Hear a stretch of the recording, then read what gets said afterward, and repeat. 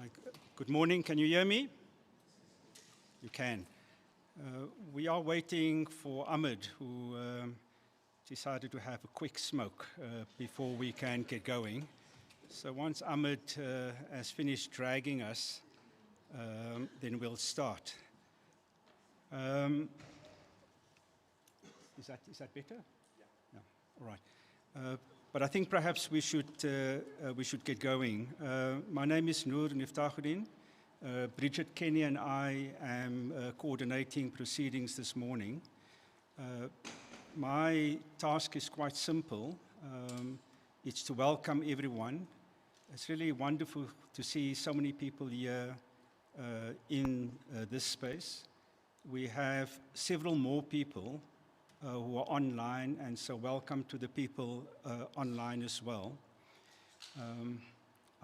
Ahmed is arriving, so we can start properly. A formal welcome to the memorial for our late beloved Prishani Naidoo. I think it's entirely appropriate, first of all, to extend a special and warm welcome to Prishani's family, her parents, her siblings, extended family, and of course her partner Ahmed and his family.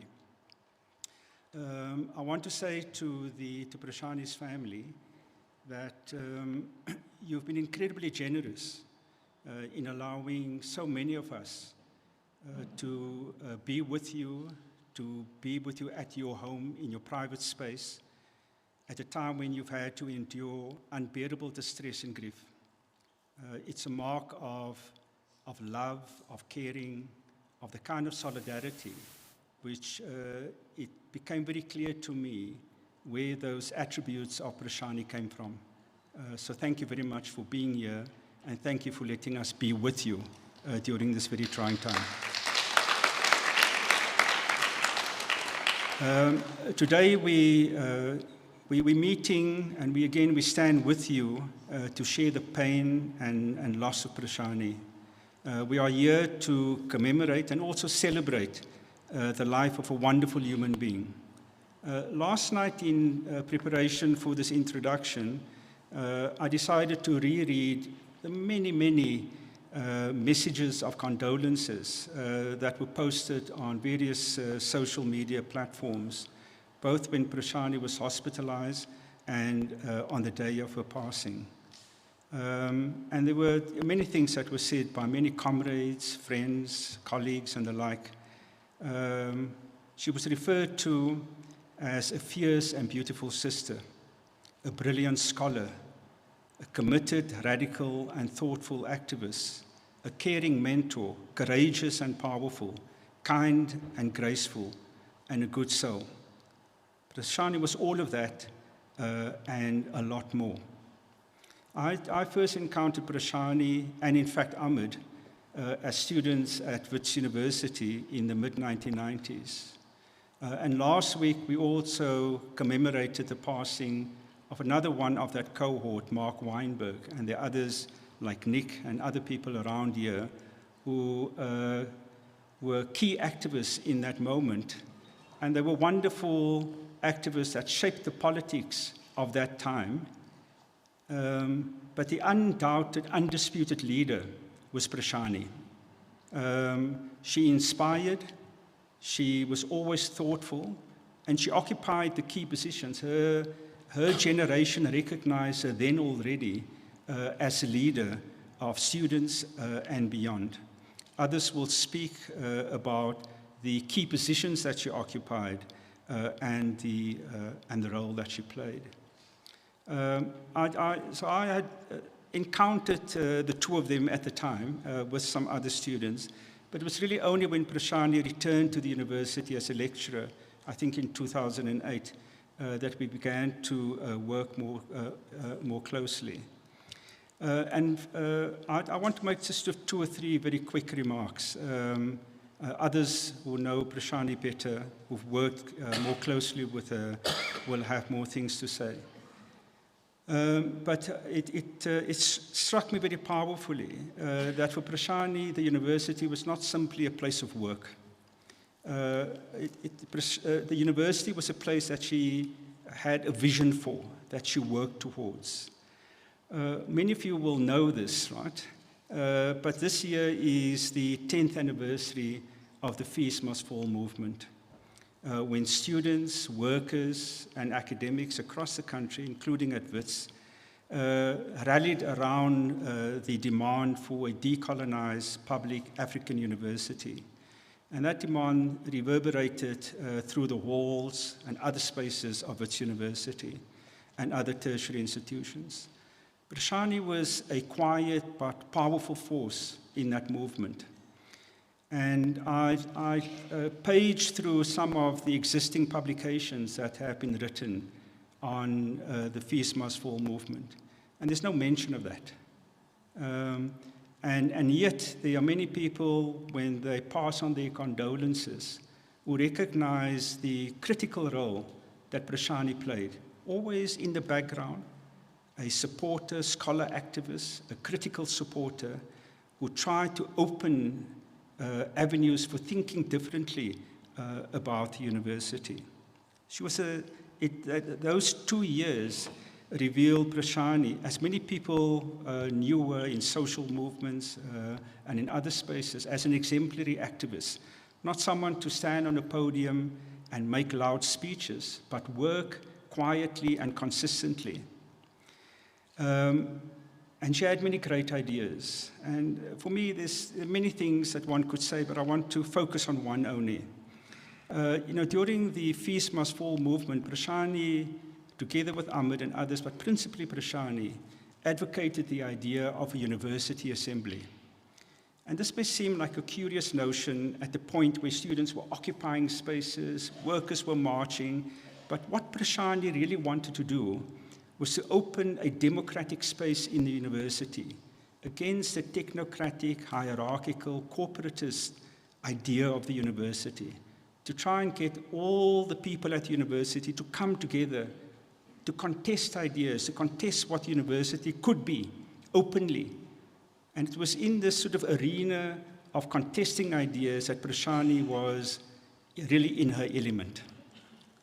Because she was persuaded by the clarity and depth of her ideas and her ability, capacity to persuade others about those ideas. The idea of a university assembly was not just a tactical position at the point of deep contestation. It was about imagining a very different kind of university in which collegiality, democracy are the key values that should define the university. And she carried these ideas through all her interactions at the university, both here and elsewhere. So the idea of the assembly was sort of at the macro level, trying to shape things at the point of deep contestation. But she also did this in her everyday interactions with scholars, with students, with those that she mentored, with her peers. And she carried these ideas into SWOP, where she has been the director for about 6 years. And her attempt, I think largely successfully, to convert SWOP into a space not only of intellectual rigor and leadership, but a space of caring, of nurturing, of mentoring young scholars, particularly young women, again, was exemplary. And I think that these visions that Prishani articulated was not just ideas, but she lived them. And I think that we at this university and elsewhere would do well to emulate her example. Prishani lived the idea of decolonization. She understood what it meant to have a public university, not just in name, but in practice, that one needed to do this work consistently and continuously. It's a battle that we have to continue fighting, and I think we can honor her memory by continuing to do so. Our colleagues at SWOP have lined up a really impressive list of speakers. Family, comrades, friends, and colleagues from multiple facets of Prishani's wonderful life. Bridget and I am going to call on people to come and speak. We will very briefly introduce people. Our colleagues at SWOP have given people very clear mandates about how long they can speak. And what that means is that I'm going to be walking towards the podium when your time is up. And so you've got to sort of just look over your left shoulder, as always, to check the time. Lives, Solomon Mashlangu's Traces, the APF, Student Days, Chiapas, India, her dear loves, and so much street art. Many of you will know that she was a quiet photographer. She would often be the informal photographer for our friend events, always seeing the wide smile, a twinkling eye shared, a child's gleeful twirl, the love and the reverie among us. She also walked the streets, finding the layered corners of grit and verb, of energy and disorder. I remember when we went to Mexico together for a summer school in art and theory, which she and Helena Chávez McGregor, who will speak shortly, designed and taught, and I attended as a student. On one of our first outings, we went to an abandoned paper factory in the town.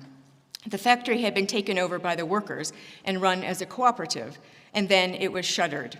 Our task was to draw together in this space of work and post-work with its perhaps cliched aesthetics of rusted gears and empty iron drums, forsaken paper rolls, and persistent plants. She was self-conscious of her drawings, tilting her head with amusement at her efforts, but then she wandered with her camera, bringing light to that ghostly space. She was my friend. She was my colleague and comrade.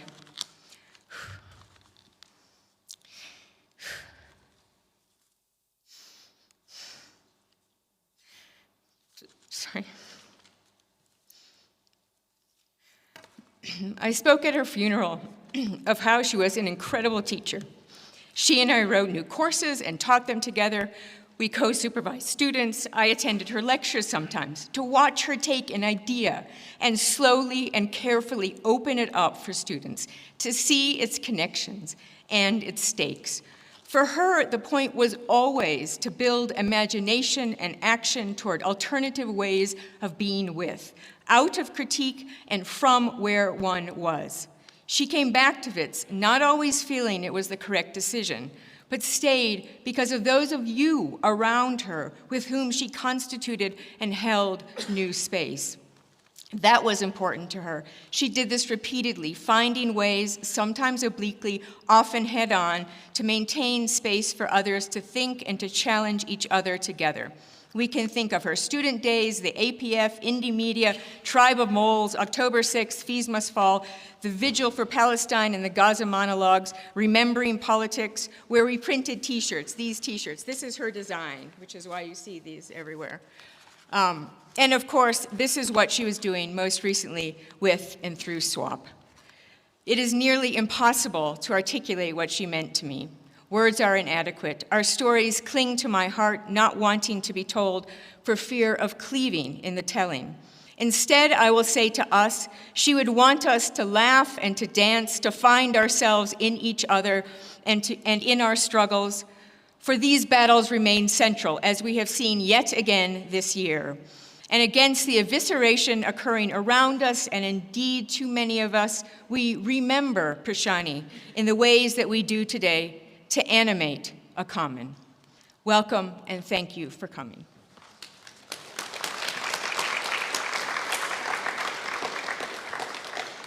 Thanks, Bridget. Please can I ask Lorena and Deshini to come up, please? Our first speaker is Lorena Núñez Carrasco, who is a colleague of Prishani's in the sociology department, but is also the head of School of Social Science. We'll do the formal official welcome and say a few words about Prishani. Thanks.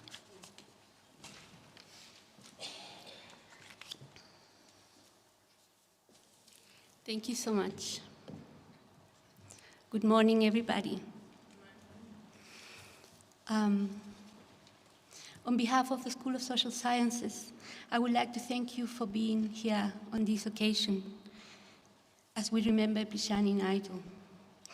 I met Prishani when I joined sociology some 10 years ago and interacted with her as with many other of my colleagues. A couple of years ago, we engaged more closely as I was considering the position of head of school. And last year, we were devising ways of continuing SWOP in the School of Social Sciences. In that intense time, I saw her deep care and commitment to others and to the bigger project. I saw her sense of responsibility to continue building that collective vision. I learned what motivated her, how she thought about a possible future with her colleagues at SWOP. If you could hear, if you could be hearing us, Prishani, I'd like to tell you your time, your energy, your vision, your commitment to think with others lives with us. Prishani, you gifted us with your generous presence, with your way of engaging the world in a deeply transformative way. You brought us the conviction that a better world is possible, that needs to be built every day through collective and collaborative work, through the awareness and solidarity with people's struggles. Prishani, your spirit lives among us. We will find you in your work and writings, in the students that you taught and guided, in your colleagues that learned from you to count with each other with respect and solidarity. SWOP has a home in the School of Social Sciences. You will be remembered as we now work with Dineo, Lucinda, Tasneem, Simon, Niren, Kim, Lesejo, and the many others that encountered you and were touched by you. Hasta siempre, compañera.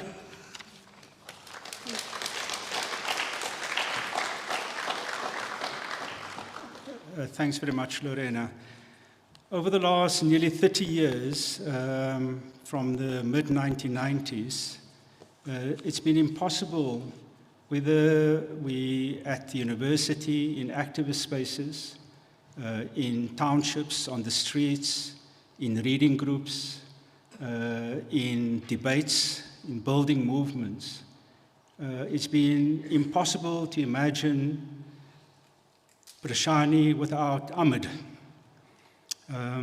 They have been inseparable, and we know that the last few months since December have been an incredibly trying time for everyone, the family, and for Ahmed. And I want to call on Ahmed to come and say a few words. Thank you.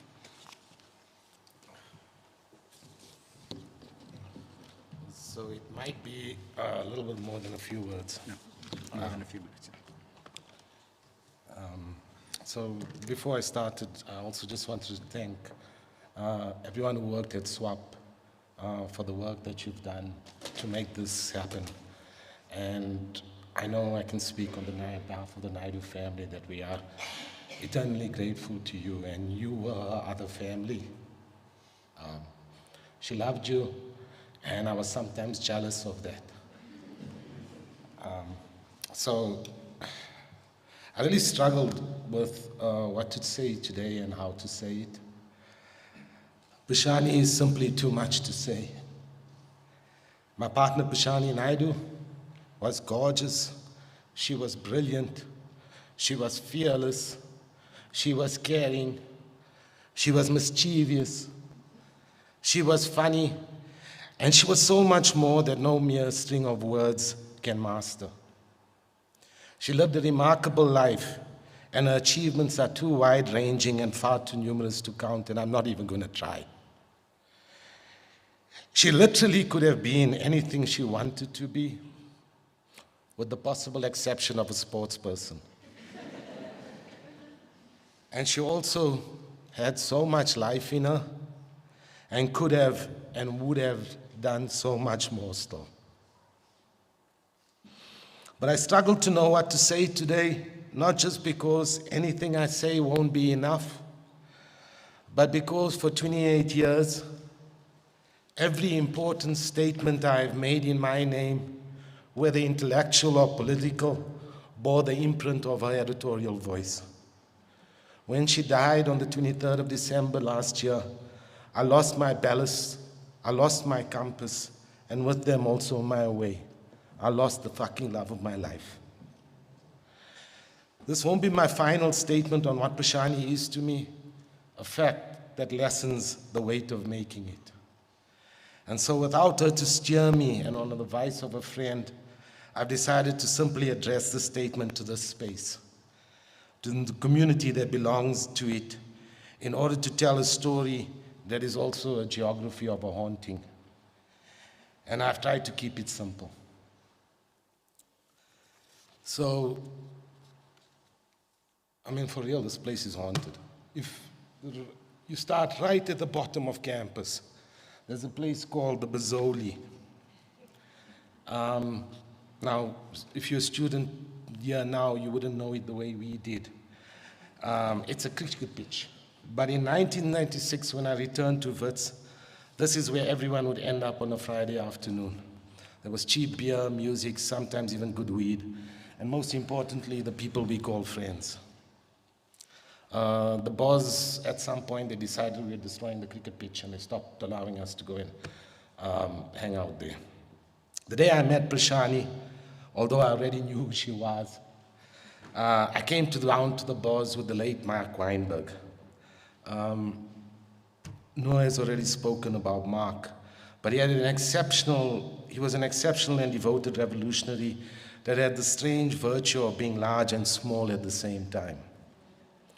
Mark was more of a seasoned activist than me, and he had worked with Prishani in Sasko when in preceding years they and others launched a campaign for the transformation of Wits and the decommodification of higher education. This is the start of a struggle that is still with us today. Prishani, if my memory doesn't fail me, came down to the boss that day with Ref, who's one of her best friends, and you'll hear from her in a little bit. And they'd met when she was still in medical school, and before she decided to leave medical school to devote herself to revolutionary activity. And she once was sent to my dad by her dad in order for my dad to try and convince her to stay in medicine because she could be a revolutionary and a doctor. But she was also a little bit squeamish about blood, so. Anyway, we sat together with a crowd surrounding us, and frankly, we just flirted. Probably I flirted more than she did. She was beautiful, open, and smart. And when the sun began to set and she left, I told Mark, I think I like this woman. His answer was definitive. Ahmed, she's out of your league. When we met in 1996, Prishani had already taken up multiple portfolios in Sasko Wits branch. She had served as deputy president of the Wits SRC and was then still the national president of SAO SRC, and with a following that stretched across the country. Now, SAO SRC still exists today, but back in the 1990s, it was something more than it is today. And that was largely due to Prishani and the work that she did. So she was constantly flying around the country. She was on TV. I mean, Prishani was a big deal. So yeah, even though I never admitted it to her, I also should say, in spite of never being in class, she was also among the top students in both the sociology and English departments. And she could finish a book in like half a day. And that was enough for her to prepare for her exam. So even if I never admitted it to her, when I met Prishani in 1996, she was out of my league. My desire and vanity meant I had to continue to pursue her. Her generosity, and maybe even her attraction to complicated bad boys, meant that she gave me a chance. In 1996, we spent my birthday together, and for the next 28 years, we counted it as our anniversary as well. Although we both downplayed sentimental attachments to dates and places. And we spoke, regardless of where either of us were, every day until her death, with only one possible exception, through breakups and makeups, through overseas visits and local adventures. And if you walk up, so the next spot I'm taking you to, if you walk up a little bit from the bars, you hit the student residences. To the east is Jubilee, and directly in front of you is Men's Res. Prishani once lived in Jubilee and was on the house com there, I think, right? And by her own account, she had the best room in the building. Styled in a way only Prishani could, and she'd done so much with that room that apparently other students, when they'd kind of come to Jubilee, they'd come up just to see what Prishani had done with the room. She had made a home here at Wits. I didn't know Prishani when she lived at Jubilee. Our courtship happened in the student union, which is now the student mall called the Matrix, and in the flat in Hillbrow where she was living in 1996. The student union, as I said today, is called the Matrix. But in 1996, it was still the house of the officers of the major student formations on campus and the SRC. That's where we got our education. The Hillbrow flat is what we called our home since, off and on, a space that was always crowded and a space for everyone. The entire activist community in Johannesburg at some point passed through that flat. Between the SASCO office and the Hillbrow apartment, we grew up and we grew together. And we became a partnership. That was political, romantic, and intellectual. And in 1996, if you walk just a few meters from the student union, today the Matrix, you get to the SS building, social science building, today called uMbuso. In 1996, Prishani organized a meeting about the crisis in higher education there, and at the event, a critique of the ANC was launched. Now, of course, we do this every day today, but in 1996, as a member of SASCO, this was not done. The problem with gear, what later became a staple of left discourse, was highlighted, and the ANC's unwillingness to bend to student demands as they were being forced into newly minted corporatist structures. Back then, the structure that was being set up was a forum for the further and accelerated and comprehensive transformation of Wits. Today, I think it's just called the University Forum, right? And there was a fallout from this, because in 1996, as I said, you couldn't just get up as a SASCO member and criticize the ANC. And in 1996, a group within SASCO Wits branch then attempted to expel Prishani for a critique of the neoliberal turn in the ANC and the frame they had given the transformation of higher education. This happened at the SASCO AGM a few months into our courtship. What I remember about the AGM, though, is the fact that she was fearless in the face of this attack. And she didn't turn to me for support. Those who opposed her in truth were no match for her. But for my part, I made an impassioned plea to the AGM to listen to her critique and recognize its virtue. And after I spoke, one of the anti-Prishani camp got up saying the head of the snake had to be cut. And I had no standing because I was merely someone whose politics was sexually transmitted. This was a joke and people laughed. But there was also something true in it. Seeing her fearlessly with a quiet grace, taking down one by one the arguments made against her with no sacrifice in principle, I caught something from Prishani. And in every political fight we have had since together, she has led. I should mention that later that same year, another group of students in SASCO approached and lobbied her to stand for the national president of SASCO. So in spite of them wanting to expel her at Wits level, at a national level, they wanted her as the president, or at least some people did. But by then, Prishani had already become a Zapatista, or was becoming one, and she rejected the modalities of traditional leadership from then on. After that, Prishani doesn't take on, the big portfolios, and she begins to devote herself to horizontal forms of organizing and modes of collective leadership that others will speak to and already have. This room here, this one is also haunted. The last time we were here together, I think we both have been here separately, but last time we were here together on the stage was when we pushed through these doors to disrupt a conference that had been hosted here called Urban Futures, that was devoted to celebrating the Egoli 2002 and the Wits 2001 programs. These were both ostensibly neoliberal restructuring projects that saw the bout, on the one hand, of Wits workers outsourced and the privatization and corporatization of city functions. The outcome of this protest, which Prishani helped build, was the formation of the APF, the Anti-Privatization Forum. There are others here who will speak to this. But this was the beginning of our period of exile from Wits. We were no longer students after this, and we made a living as contract researchers in a collective called RED, along with Nicholas Deeltins. But our real work was in building a social movement front in the APF and also beyond it, in the SM, social movement in Daba, in the media, through all the different mobilizations, WK, WSSD, and so on. And you don't really have to know what those kind of words stand for. We've written it about it.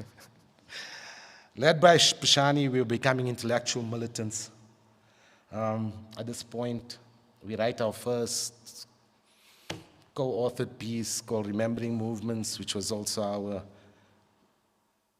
non-academic, academic piece. She did a lot of work in the research subcommittee of the APF. None of it appears under her name. And she did like dozens of speaking engagements and so on. Everybody wanted to hear Prishani. And others will speak to all of this, so I won't say more. We did work there in the APF that we were proud of. But what we saw as our failures in bringing change, real change, also left us cynical. And it might have been our cynicism that brought us, ironically, back into the university. Prishani and I started our MAs around the mid-2000s. I should say that she submitted a MA. It was judged to be so good that all she had to do was give in another 2 chapters, and they converted it to a PhD. She took a job in sociology on the 3rd floor of this building. Not to be left out, a few years later, I took a job in the politics department on the ground floor, and my office is just here around the corner. Here at Wits, we tried to find a way of being in the academy without being of it, and some of you will remember the Tribe of Moles gatherings that we've organized in trying to create different spaces of intellectual engagement, and hopefully others will talk about this. Our cynicism, however, was disrupted when a new generation of militants launched the Fees Must Fall outsourcing movement at Wits. They took up the struggles that we cared about and that we felt we were part of, and we felt that we were part of this insurgency. Interestingly enough, they also made Senate House the home of this movement, the ground of its struggles, and they renamed it after a South African militant named Solomon Mushlangu. The hope it brought for both Prishani and I was infectious, and it set the tone for the projects we started to build from that moment on. Not long after, Prishani became director of SWOP, located somewhere between Senate House and Central Block, that is between this building, which is now called Robert Sibukwe, and Solomon Mushlangu. And she gave herself to the work of transforming it, but also with a deep respect for the legacy it had already built. The products she made The project she made and she was working on will be talked about by her comrades in the SWOP staff. However, when SWOP came under attack last year, it remobilized her to fight for the project and the people building it. Her last months were consumed by this work. Prishani cared about many struggles. And at the end, she leaves us to continue them. But this place is also haunted, this entire university. When at the start of term, students came out singing to protest their exclusion for non-payment of fees, I could hear the quiet strength of her voice creeping in beneath the rhythm. As I walk through the corridors, I see memory flashes of her to remind me she's still here, walking and asking questions with us and through us. She was always a Zapatista. In Solomon Mushlango, in Robert Sibukwe, in uMtombo, and also in the face of all those she touched and the body of work she has left behind. I was reminded of this quote, which is now almost cliched, from Shay at Mark Weinberg's memorial just this weekend. At the risk of seeming ridiculous, Shay said, let me say that the true revolutionary is guided by a great feeling of love. It is impossible to think of a genuine revolutionary lacking this quality. Prishani was a revolutionary, a genuine revolutionary, but it wasn't simply in the fact of loving that she was such. It is in how she loved and continues to love. This place is haunted, but it is also haunted by her love, a special love that is our example in remaking this community in the view of the common. It is here in this room because she loved us and showed us how to love. I can't say she would have approved of what I decided to say. She would have probably been weirded out about all the fuss that we've made over her. And she would have done it for us, though. But I know she would have celebrated what we have done in common to push beyond cynicism towards our becoming something else, becoming something better. So remember Prishani by being gentle to each other so that we can be dangerous together.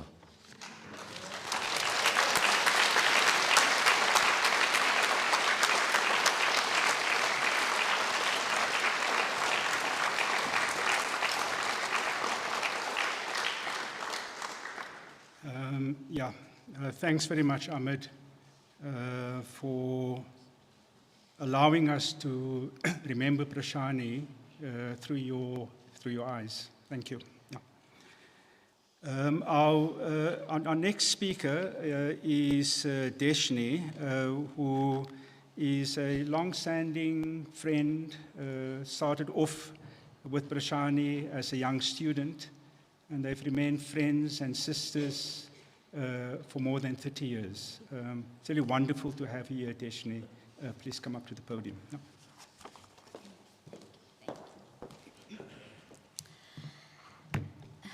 Sorry, they should have made it a little shorter, knowing it's for Prishani. Good afternoon, everyone. I am deeply honored and humbled to be saying a few words in memory of my dear friend Prishani. Throughout life, we experience many different friendships, kinds of friendships. Some may go, and we meet someone on rare occasions that we just know we were destined to meet someone so special that we were destined to cross paths. These are the friendships that transcend time, distance, and circumstance, the kind that become family. Prishani was that kind of a friend. She was my sister. We met in 1992 at my first day of registration at the University of Witwatersrand. That was 33 years ago. But we met at a bus stop of all places. And only to discover at that time we were also roommates. Her mom was actually with her that day. It was fate. So from that moment, I met Prishani. She made an instant impact in my life. I was in total awe of her quiet confidence, her kindness, her warmth, and her vast knowledge of everything. and I didn't have that much knowledge. So she had this incredible way of making everyone feel seen, valued, and respected. She was the person I would call at any time of day or hour, whether you needed advice, whether you needed a coffee break, whether you needed a laugh, or just someone who would listen to me. We had many a late-night coffee conversations. We attended lots of Jubilee, Wild Rays parties. And the only reason why they met at the bars was because it was within walking distance from Jubilee Hall. We spent many Hillbrow adventures, spent many books that she recommended I should read. And these are all a collection of the moments that shared with Prishani that shaped me in many ways I could never have imagined. One of the things that defined Prishani was her deep love for music. It was the soundtrack to many of our memories, singing along to our favorite songs and dancing without a care in the world, or simply sitting together in comfortable silence and let the lyrics speak for us. Music was her escape, her joy, and her way of expressing the emotions that words sometimes couldn't capture. Even now, I know that every song she loved will carry her spirit and reminding us of the vibrant, passionate soul she was. We were also privileged to witness history together when we were at university together, to celebrate the dawn of a new era in South Africa with our first free and fair elections. It was a time of hope and change, of possibility, and Prishani embraced this with every fiber of her being. She believed in the power of people coming together, in the strength of unity, and the unshakable idea that every person deserved dignity and opportunity. Losing her leaves a void that words cannot fill.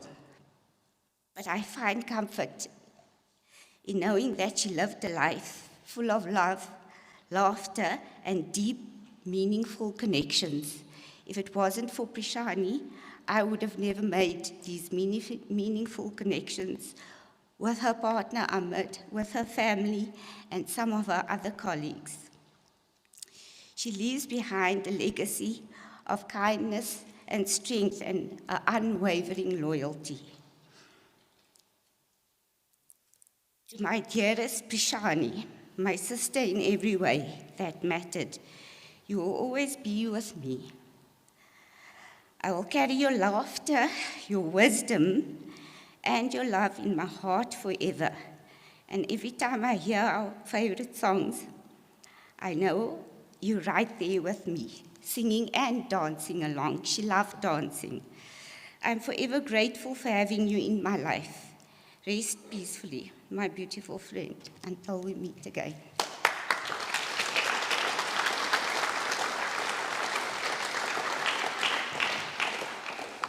Thanks very much, Deshini. Our next speaker is Refiloe Masekela, and I believe there's a video of her speech. Can we please have the video on? Thank you very much to Tasneem and the team for really allowing me the space to express what I want to say about Prishani, who was really a dear friend of mine. And I just wanted to share some thoughts and memories that I have of her. So Prishani and I met actually quite by coincidence. We were both at Jubilee Hall in 1992, and we were not really very friendly, but I think we were brought together by the beauty of university students. We were sitting in a lecture theatre in a biomedical maths lecture, which half of the stuff that was being said we couldn't understand. And of course, there was a group of young men behind us who really, I think, hadn't had a shower in a few days. So we looked at each other, decided we didn't know what was being said, and the place was not smelling very nice, so we both walked out of the lecture. And that's really how our friendship began. And since that day, we spent many hours together. We went and had lunch, and that was the beginning of me and Prishani gaining quite a bit of weight in our first term at university. So I really want to say, and I think a lot of people would say, would echo this, Prishani not only became my friend, but she also became a member of my family. For one of the holidays, she actually invited me to join her family in Durban. And it was really one of the best holidays I'd had, because I hadn't been to Durban for many, many years. And we enjoyed a lot of swimming, and I got to meet Uncle Dilly, Auntie Puni, Nish and Sons, and really in the warm embrace of the Naidoo family, I've always felt that Prishani was not my friend, but she was actually part of my family. And I have many great memories that I shared with her over the years in our time when I was at university. And we spent many an hour in Hillbrow, not only enjoying the food, but also going dancing. And I hope that none of my students are going to be listening to me, because I spent many, many days having lots of fun with Prishani and Deshini, where every single Wednesday and Saturday we made sure that we went out. And so I probably was not the best medical student, but I think we had lots of fun as a group of friends together. And what I also wanted to share is after the real sudden loss that we had of Prishani, we also shared a love of literature. And when I was supposed to be reading my medical textbooks, I used to sit and read all of Prishani's wonderful English literature books, because I do also enjoy literature as well. So I just want to share a poem that I actually wrote about Prishani since we had her sudden loss. I call it To the Loss of a Sister. Meeting so coincidental, sharing a laugh, sharing dance, music, oh, the music that we danced to, like dervishes in the rain, sharing meals and laughs about life and boys, sharing ideas, happiness, sisterhood, sharing keepers of secrets, sharing mutual obsession with our hair, you with your curly, beautiful, untamable mane, me with my endless hairstyle changes, sharing love for books, sharing caring for others, sharing amazing life stories and movies, sharing our dreams, sharing life-changing moments together, sharing with you physically gone. I will honor your memory and share. Okay, so I just want to say, unfortunately, I couldn't be there with everybody today because unfortunately I have work commitments. But I just wanted to say to Auntie Puni, Uncle Dilly, Sanushka and the boys, Kalnisha, we all loved Prishani, and her memory will live on in all of us. And she will always forever be remembered by me as my very best friend. Thank you very much.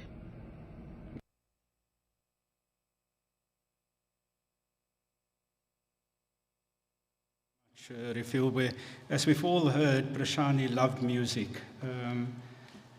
And we're very lucky this morning, or today, to have a number of really wonderful artists who have agreed to share their music with us. The first to play is Gamedze, himself a scholar, activist, and a renowned musician. Asher will render some music, and then if I could ask Dale, Linda, and Brix to please come up just before Asher finishes. Yeah. Thanks. Over to you, Asher.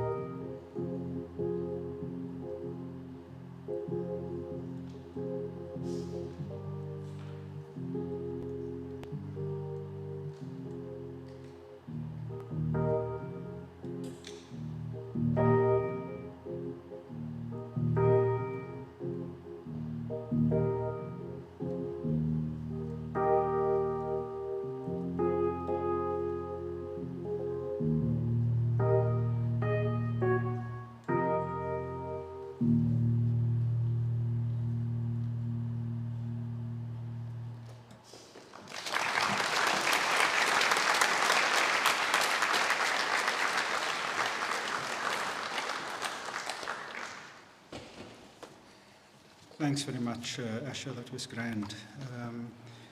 We are going to move on to our next list of speakers. I'm going to very briefly introduce them. First will be Dale McKinley, who I think probably needs no introduction. Dale worked with Prishani over many decades in many spaces, in the anti-privatization forum, in various other movements, in intellectual spaces, and has been a dear friend and comrade all of that time. Dale, over to you.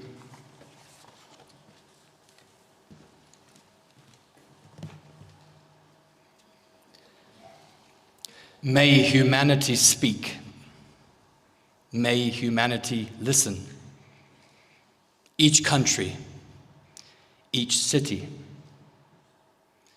each countryside, each house, each person, each is a large or small battleground. On the one side is neoliberalism, with all its repressive power and all its machinery of death. On the other side is the human being. Subcomandante Marcos, back in the early 1990s. This was a quote that Prishani and I opened up an edited collection on the social movements many, many years ago. And for Prishani, every space and terrain was a battleground. But these were not battlegrounds marked by constant and constructed violence, conflict, and destruction.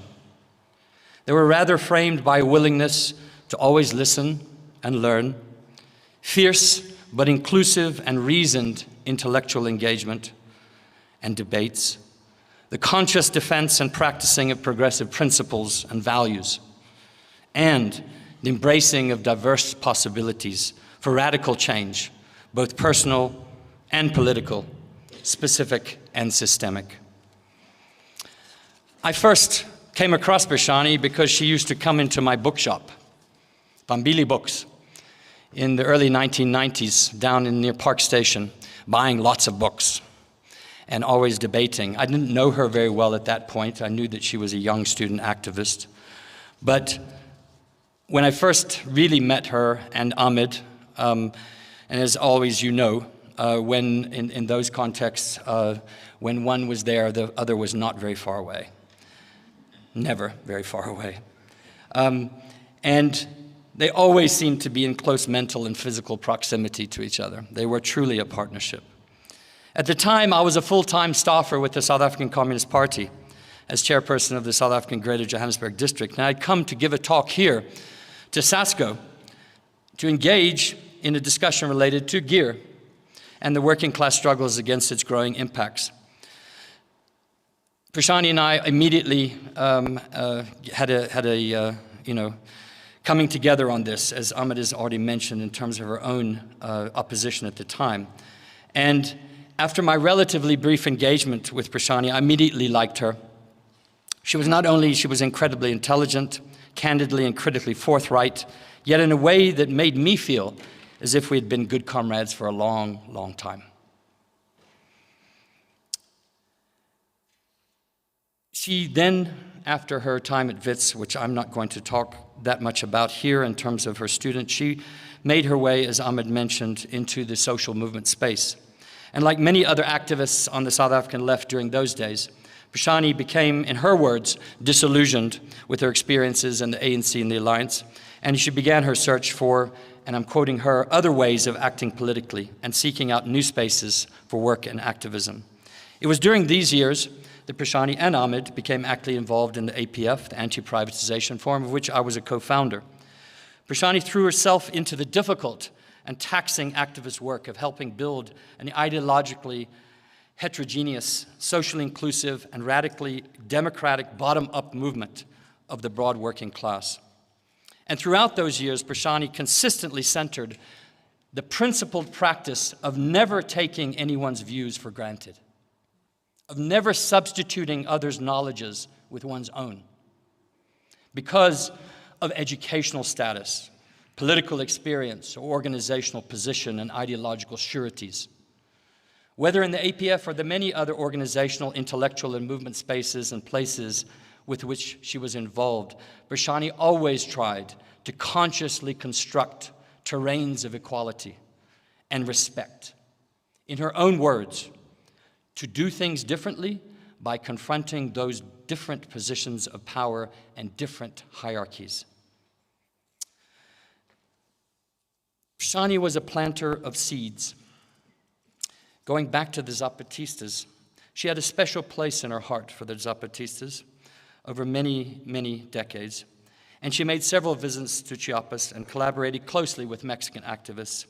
In their tribute soon after Prishani's passing, her comrades and friends at the University of Mexico crucially reminded us that, quote, she planted so many seeds.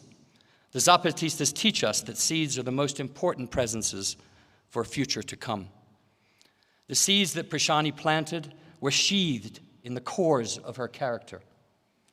A razor-sharp intellect, critically incisive, informed, assured, reasoned, and calm, all framed by an inner strength and steely determination. Like the movements she so determinedly nurtured and engaged, Prishani's seeds represent, and these are our words that we wrote together, a story in the making, a collection of different voices, experiences, traditions, and practices that can evince a new kind of politics through diversity and new ways of imagining possibilities for life and for struggle. In turn, those imagined possibilities, whether as applied to the political and or the personal, were infused with Prishani's amazing capacity for empathy and nurturing. She understood that in order to try and be the kind of individual, the kind of movement, the kind of community, the kind of society, the kind of world that we desire and that we deserve, the foundations must be built on love and care. Hers was a beautiful, beautiful human soul. Kambagashle Prishani.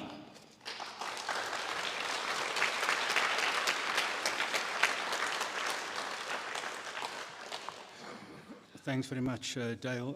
Our next speaker is Linda Vilakazi, who, like some others here, was with Prishani in those very early years in the early 1990s as student activist. Linda herself was a leading figure in the student movement, SRC president, and has subsequently served on the SWOP board and also involved in activist development work in South Africa and across the continent. Linda, over to you.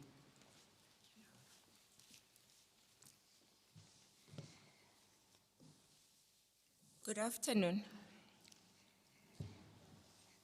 I always struggle with the notion of life and death, especially that when we talk about life, we all approach it with so much energy, and we go through life with the sole purpose of making the best of it in most times.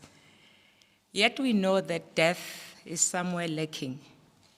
And always when death comes, it throws us off so much as if we never knew it would come. And that's the contradiction I always struggle with.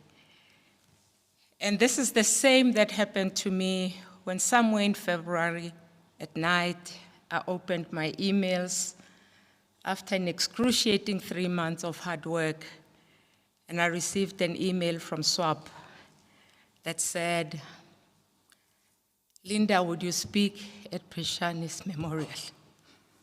I was confused because I didn't know she had passed. And I was confused, and for a minute I thought, I don't know the meaning of the word memorial. I think Tasneem will remember I said, "What memorial?" But also I was thrown back to the era where I remembered somewhere where there was a memorial lecture held of a former president who's still alive today. So the confusion intensified, and I asked Tasneem, and to my horror, she explained what happened. That, I think, as you can all understand, was a huge pain and shock to learn of Prishani's passing, and immediately threw me to who she was. I've known Prishani, I think, for over 33 years. We were young, we met here at Wits.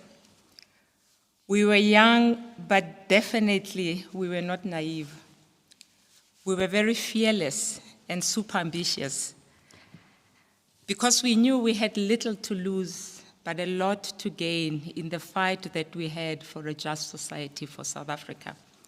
She was one of the many students who gave their time and bunked lectures to help campaign for me to follow in Kenneth's footprint and be the SRC president after Kenneth was the first one to be our combined student body SRC president. And we felt this is our time. And Prishani, like many other students, selflessly gave time for those sleepless nights and those endless hours where we campaigned because we thought we were breaking something in this university. We were trying to prove ahead of everyone, those were the ambitions we held, that it can be done first here at Wits, that an unlikely candidate can lead because we believed we too, as Black women, deserved a voice and a seat and a share in shaping a better South Africa that we all yearned for. We later carried on with our lives, and as you know, life happens and lots of complexities come around. But in that journey, I think from the student times, early activism days, we gained lots of wisdom. And most importantly, there was an amazing intellectual strength and power that came with our maturity. Of course, we started knowing that sometimes you have a lot to lose. And Prishani became the tool through which we could see the power of the intellectual strength and how much you can continue to use that to build on the dream that we had for South Africa. The Prishani I know was very soft-spoken, but very deep. She held a deep sense of care about our country to a fault that at times she even self-sacrificed herself for that vision and for that dream and for others to have a better life. Most of our engagements over the years were always about what needed to be done to create a more humane and more inclusive South Africa. She cared, and I think a lot of people have talked about her love of this country. We could never feel content about the status quo in this country, and that became the often engagements that we had.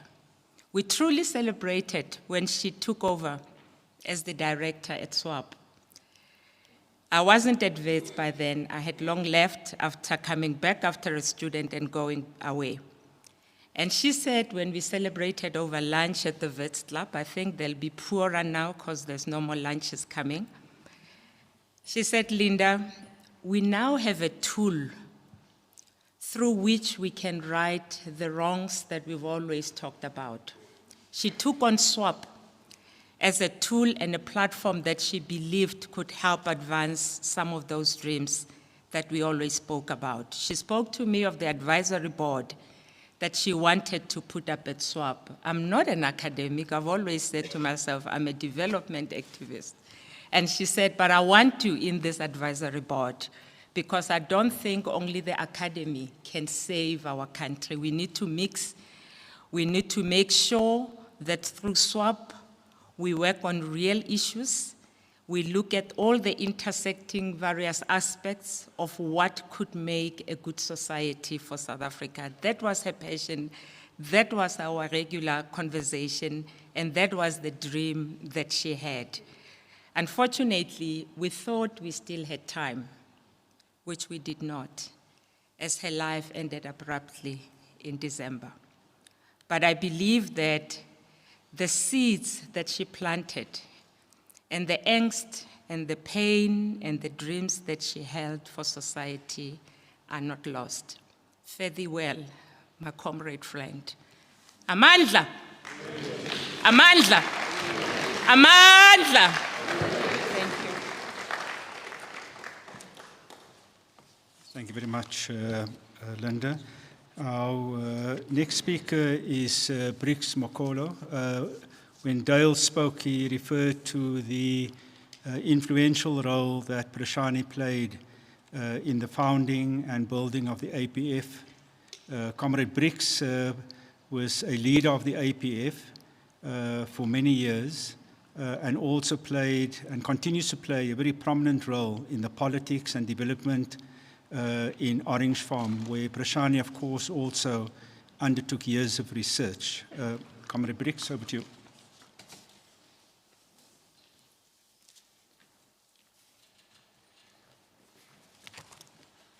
Amandla!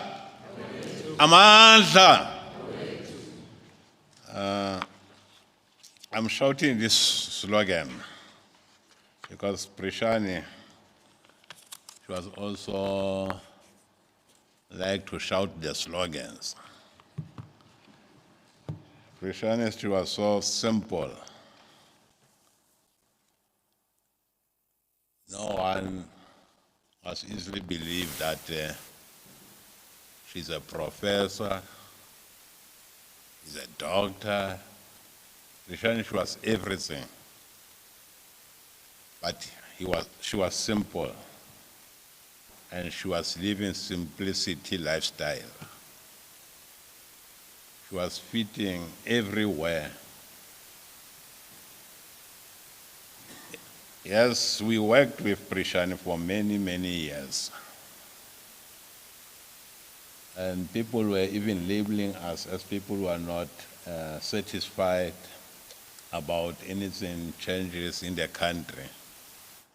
Because I remember one comrade was asking Prishani that you are anti-apartheid activist. Now today, you are anti-privatization, you are anti-everything. Because every time when you speak about the neoliberal policies, you speak about privatization, you speak about this and that, and many people couldn't understand.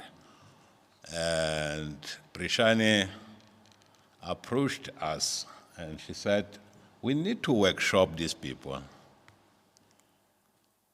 We need to organize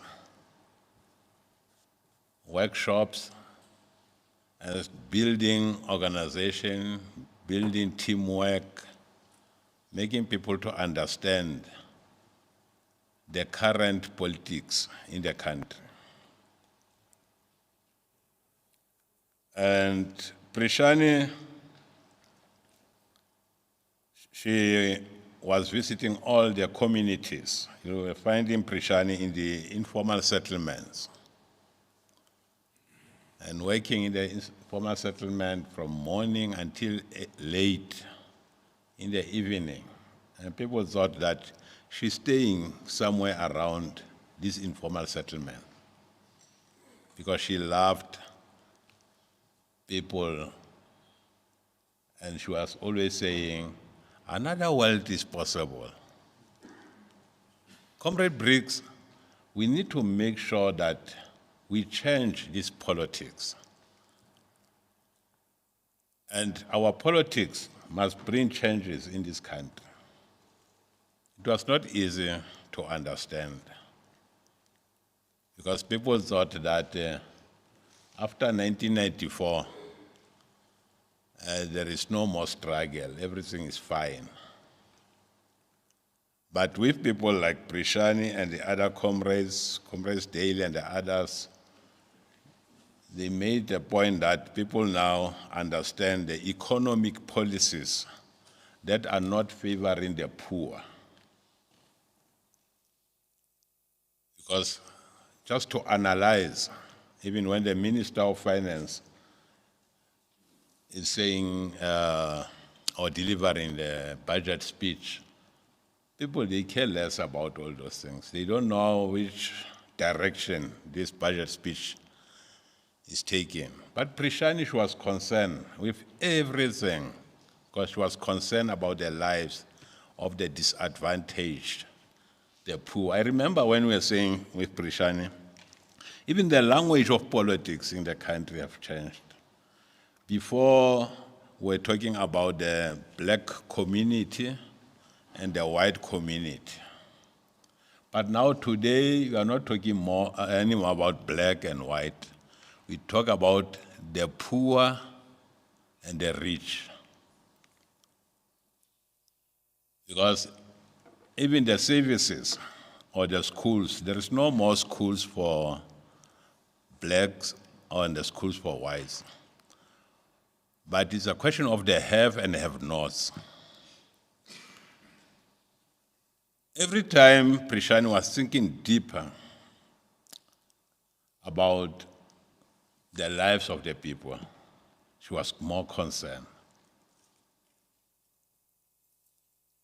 Now, when people of Orange Farm, people from Orange, of the Val, received this message that Prishani is no more, now, people ask themselves a lot of questions. Who's going to replace Prishani? Because we don't believe there is anyone who can replace. She's unreplaceable. But maybe the students who were trained by Prishani, they must take up and make sure that they continue the work that Prishani was doing. Comrade Ahmed, I saw you when you were standing here. You are strong. I thought you could not say anything, but you are still strong because I know you were together in the struggle, and you continue the struggle for total liberation. We are not yet free in this country, not yet uhuru. I think many speakers, they have spoken about the life of Prishani. Now, I don't want to repeat what was said, but we are also concerned, we are saying to the family, Prishani, she's still there, she's alive. Her spirit will stay with us. Her soul will rest in socialism. Mandla! Thank you.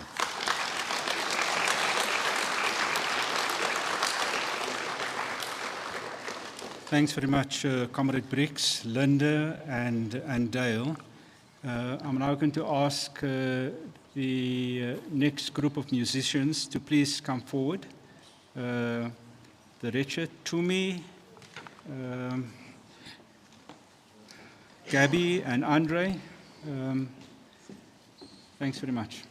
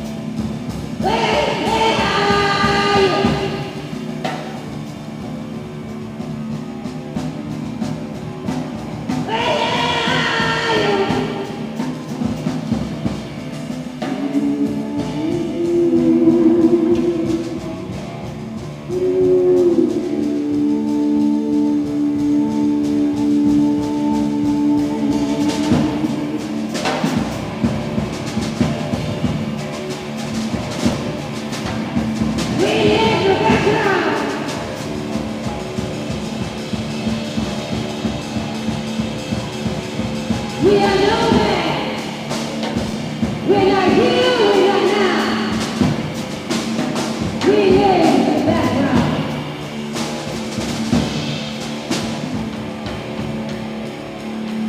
These are sunny days. These are sunny days. These are sunny days. These are sunny days.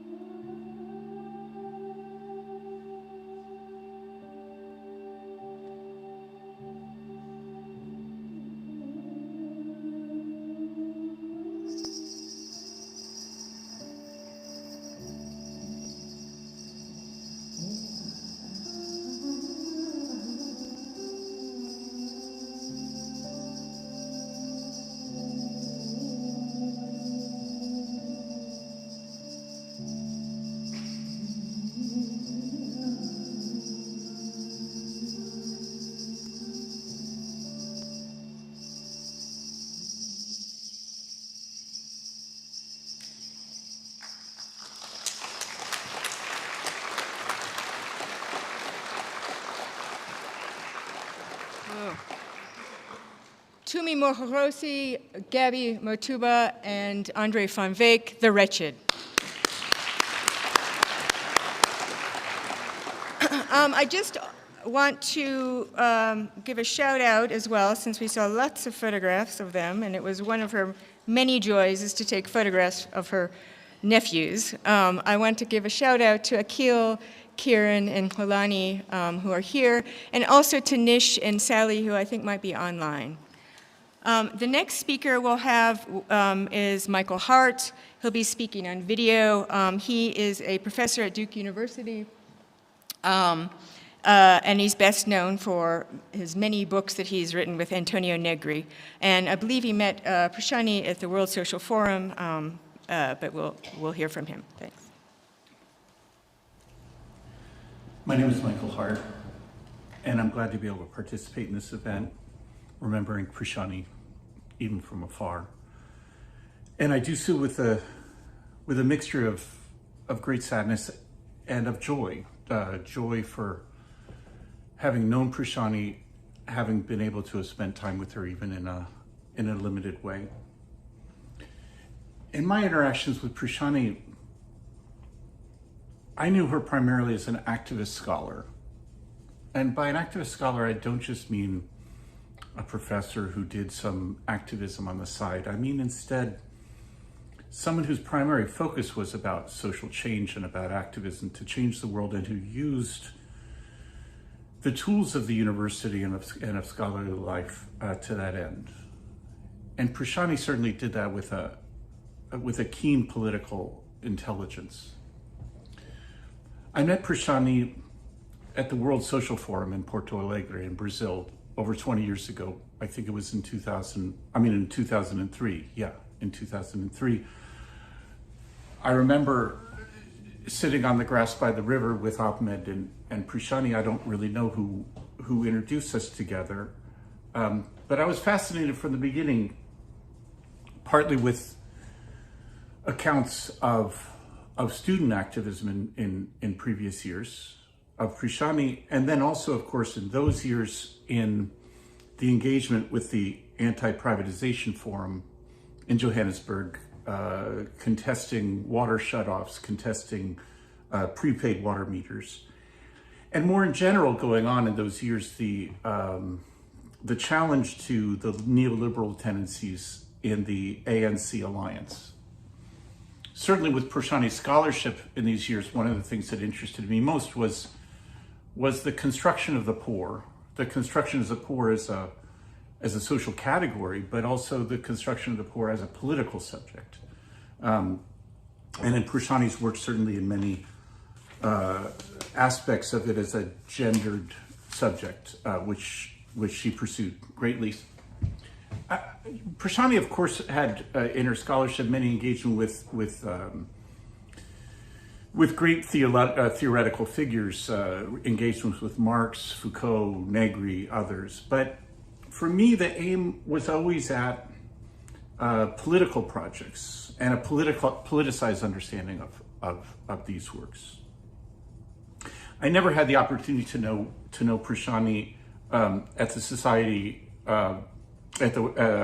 Work and Politics Institute. I never was able to see her teaching, but I assume that there too the same quality that I recognized in her was also there. That I guess this is in short that I see her as a model for me, model for others, of what I called before an activist scholar. In other words, using the university and its intellectual life, the intellectual life it provides for social transformation. And that's the way I suppose that I'm, at least for now, remembering Prishani. Some of you know her much better and perhaps have a better understanding, but that's my view from afar. Thank you.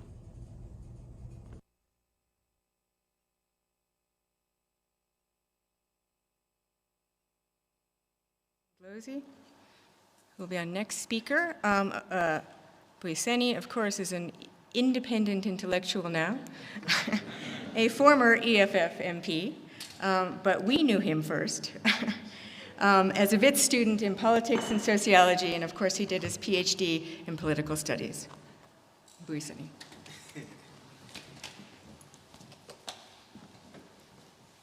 Mandla. Long live the undying spirit of Prishani Naidoo. Long live. Mandla. Thank you very much. There's a crisis of everything former about me and nothing quite current.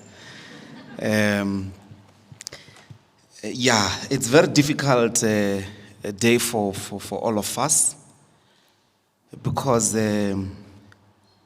really the loss of Prishani is still incomprehensible. And I didn't take it very well. So I met Prishani and I used to struggle with her idea of horizontal forms of learning and pedagogy and assessment. I used to think it's a conspiracy. I was a student and I said, but you still hold this power to determine whether we pass or fail. Which horizontal are you talking about? And the fees but she really disorganized us who paid attention to her.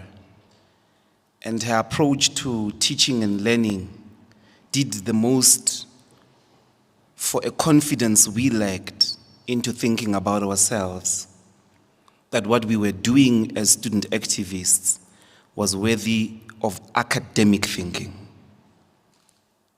And that's really the most powerful heritage, is other forms of relating with students, particularly in the cold pedagogical paradigms of a university. You have no idea how much brilliant thinkers you lose because you did not affirm them. You did not give them confidence. And that's particularly important with the continuous racial segregation that is a South African reality, particularly when it comes to education. Many black students still come from wells of education that are still dealing with Bantustan, Bantu education high schools. And we enter these wells, or this world called the university, with a lot of baggage. And you realize at the end that what we really, the difference between us and everyone else is confidence. And Prishani's horizontal approach did that for me. Of course, it didn't mean we didn't stop disrupting this place. We did a hell lot of disruption. And last thing I will say about this horizontal arrangement of hers was that you'd be with Prishani as a lecturer and you ate together. She listened. And she was not listening to patronize you. She could regurgitate back to you your own ideas in the ways that you feel like, okay, I'm ready to write an academic piece or an academic form of an essay or a paper. So you are with her and you feel horizontal. And the next lecture is another person. You see the difficulty she leaves us with. You are with some iron Stalinist who believes that learning is you listening and them pouring into you. And you must ask questions, not quite have an opinion. There are so many people who are still like that. I think today, rightfully, we must accept that challenge to rethink learning at the end, at the center of which is to affirm people, is to give them confidence. And for me, really, that's what Prishani did for me, except beyond her and Ahmed teaching me weed. In that apartment there in Hillbrow. And they represented weed because I was a Mzalwani, you see. They presented weed as some totally brilliant scientific thing, you know. I found myself smoking weed with them. And I've been with her in picket lines and all of that. I was very happy to have known her. You know, Ahmed, my brother, and to the family, death is really very definitive. It's the only thing in front of which there is no black and white. In front of death, we're all equal. There's no man, there is no woman. We all die and we all get visited by death. And we all lose to death. It doesn't matter how much money you have. It doesn't matter how much academic work you have done. Death is so definitive, and it is always painful. So, I'd like to make that statement of condolence, my brother, that when we are all gone, when these flowers have all dried up, we're still going to have to deal, Mama, the family, with the absence of Prishani. You're going to feel that more than all of us. The idea that you can no longer call her. You will not be able anymore. It's that experience of loss that has made many people understand religion. Many people have had to reach to forms of knowledge beyond Marxism and all of that to make sense of loss, a loss of a lover, a loss of a daughter that should have buried me, a loss of a daughter that I didn't want to lose in any way and in any form. I wish you can be comforted. It's not going to be easy. All of us sitting here understand that because we've lost someone. It's not going to be easy. It's not going to be easy to live with her absence. It's not going to be easy, Ahmed. It's going to take you years and years and years. But I wish you strength. I wish you the love and courage that she represented. She's the only one person I know who could be brave without being loud. Who could be fierce without being loud. And she was totally loving. I hope that you'll be able to draw from her love the strength to see tomorrow. She would definitely not want you to fall apart. She would not want you, Ahmed, to stop your life. She would want you to move on. You and I know that. True fidelity to her memory is to continue to be loving, is to continue to draw strength from that eternal smile. That's the thing about me and her. The smile. We can smile for days. Yeah. Draw from that smile the strength to continue living and living totally out of love. Do not draw, do not collapse into the bitterness of loss. Do not collapse into the hurt. Use her memory to always pick yourself up for tomorrow, and we will all do that. To the rest of us activists, we have a responsibility to continue making this country and this world a better place to live in. Mandla, away to Tango.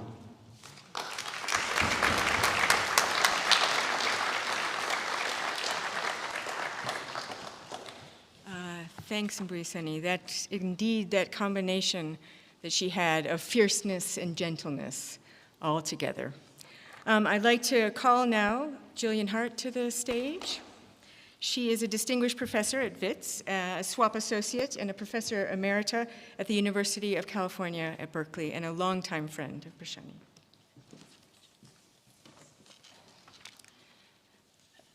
So I'd like to start by thanking so much the SWOP team for inviting me to participate. uMbuso, in one of his, uMbuso and I have been corresponding about what he eloquently calls the unfathomable loss of Prishani. And when she passed, I was in California, and I'm just immensely grateful to be able to be here at this event today. And what I want to do is to celebrate what seems to me an amazing set of powers that Prishani had, and that were a really important part of what made her so special as a revolutionary grounded in love. And part of that, I think, that's so important was her voice. And Linda has said that in many ways Prishani was soft-spoken. But I think it's also the case that when necessary, Prishani had an exceptionally large and powerful voice, especially for a small person. And it was also a voice that was incredibly clear and commanding, so that when Prishani spoke, you absolutely had to listen to her. And, you know, Ahmed mentioned that she was in tremendous demand as a speaker, and I think that that is part of it. But it was not just her voice, because she combined that with an incredible command of language. Prishani could always find the right words, both in her speaking and in her writing. And she was a wonderful writer. So she was powerfully eloquent, but not in the jargon-filled way that many academics aspire to be eloquent. Rather, what she had in a very deep way was the capacity to make complex concepts clear and accessible, and to show how and why they really mattered. And this is testimony to both her impressive intellect and her deep political commitments, and how they always worked together and through one another. So I just want to reflect of necessity very briefly on 3 key moments and arenas when she used her voice and her linguistic capacities in different but always enabling ways. So the first, and I was really reminded of this by many of the photographs, was Fees Must Fall in 2016. And there was a particular moment when a group of academics set up a meeting in Holy Trinity Catholic Church on the edge of campus, and also invited Adam Habib. And it's a very small church. Very large numbers of people, mostly students, really wanted to get in, and also were really angry. And there was a moment when things became very tense. And what student leaders did was to lead students into Solomon House. But what happened in Solomon House was they called on Prishani to speak. And that was one moment I was able to observe, when the incredible power and eloquence, but also deep engagement and understanding, not lecturing students, not telling them what they should be doing, but engaging with them in precisely the deep horizontal way that so many speakers have called attention to. And part of what she did was to remind students of the larger significance and stakes of the struggle in which they were engaged, in a way that I think was profoundly productive and helpful. The second moment, which is also a sort of an arena of practice, is the tribe of moles. And in October of 2014, Prishani and Ahmed organized a tribe of moles around the theme of nationalism, populism, fascism, and the common. And this took place over a weekend. And a group of us got together, we read very carefully particular texts. Different people sort of made different kinds of arguments.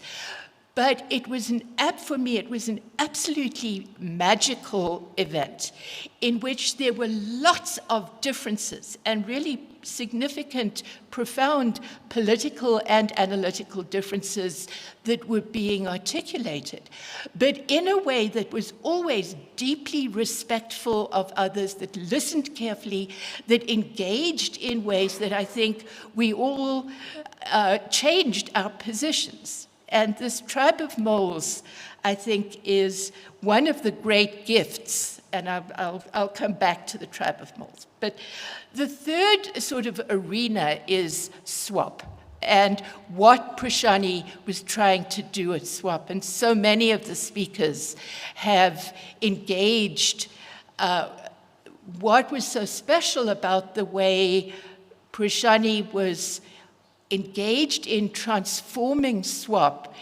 into an incredibly deeply caring community in ways that enabled many people to achieve and to gain confidence in ways that Mbuyiseni has spoken about so eloquently. And in sort of reflecting on how we might continue Prishani's legacy, one of the things that occurred to me that I want to sort of just end with is a suggestion that, particularly given the incredibly difficult, challenging processes underway in the world at large, that something that seems to me would be really wonderful is if we could have a resurrection of the tribe of moles in relation to the challenges of the present moment, deeply mindful of how Prishani was a key part of creating it. So thank you.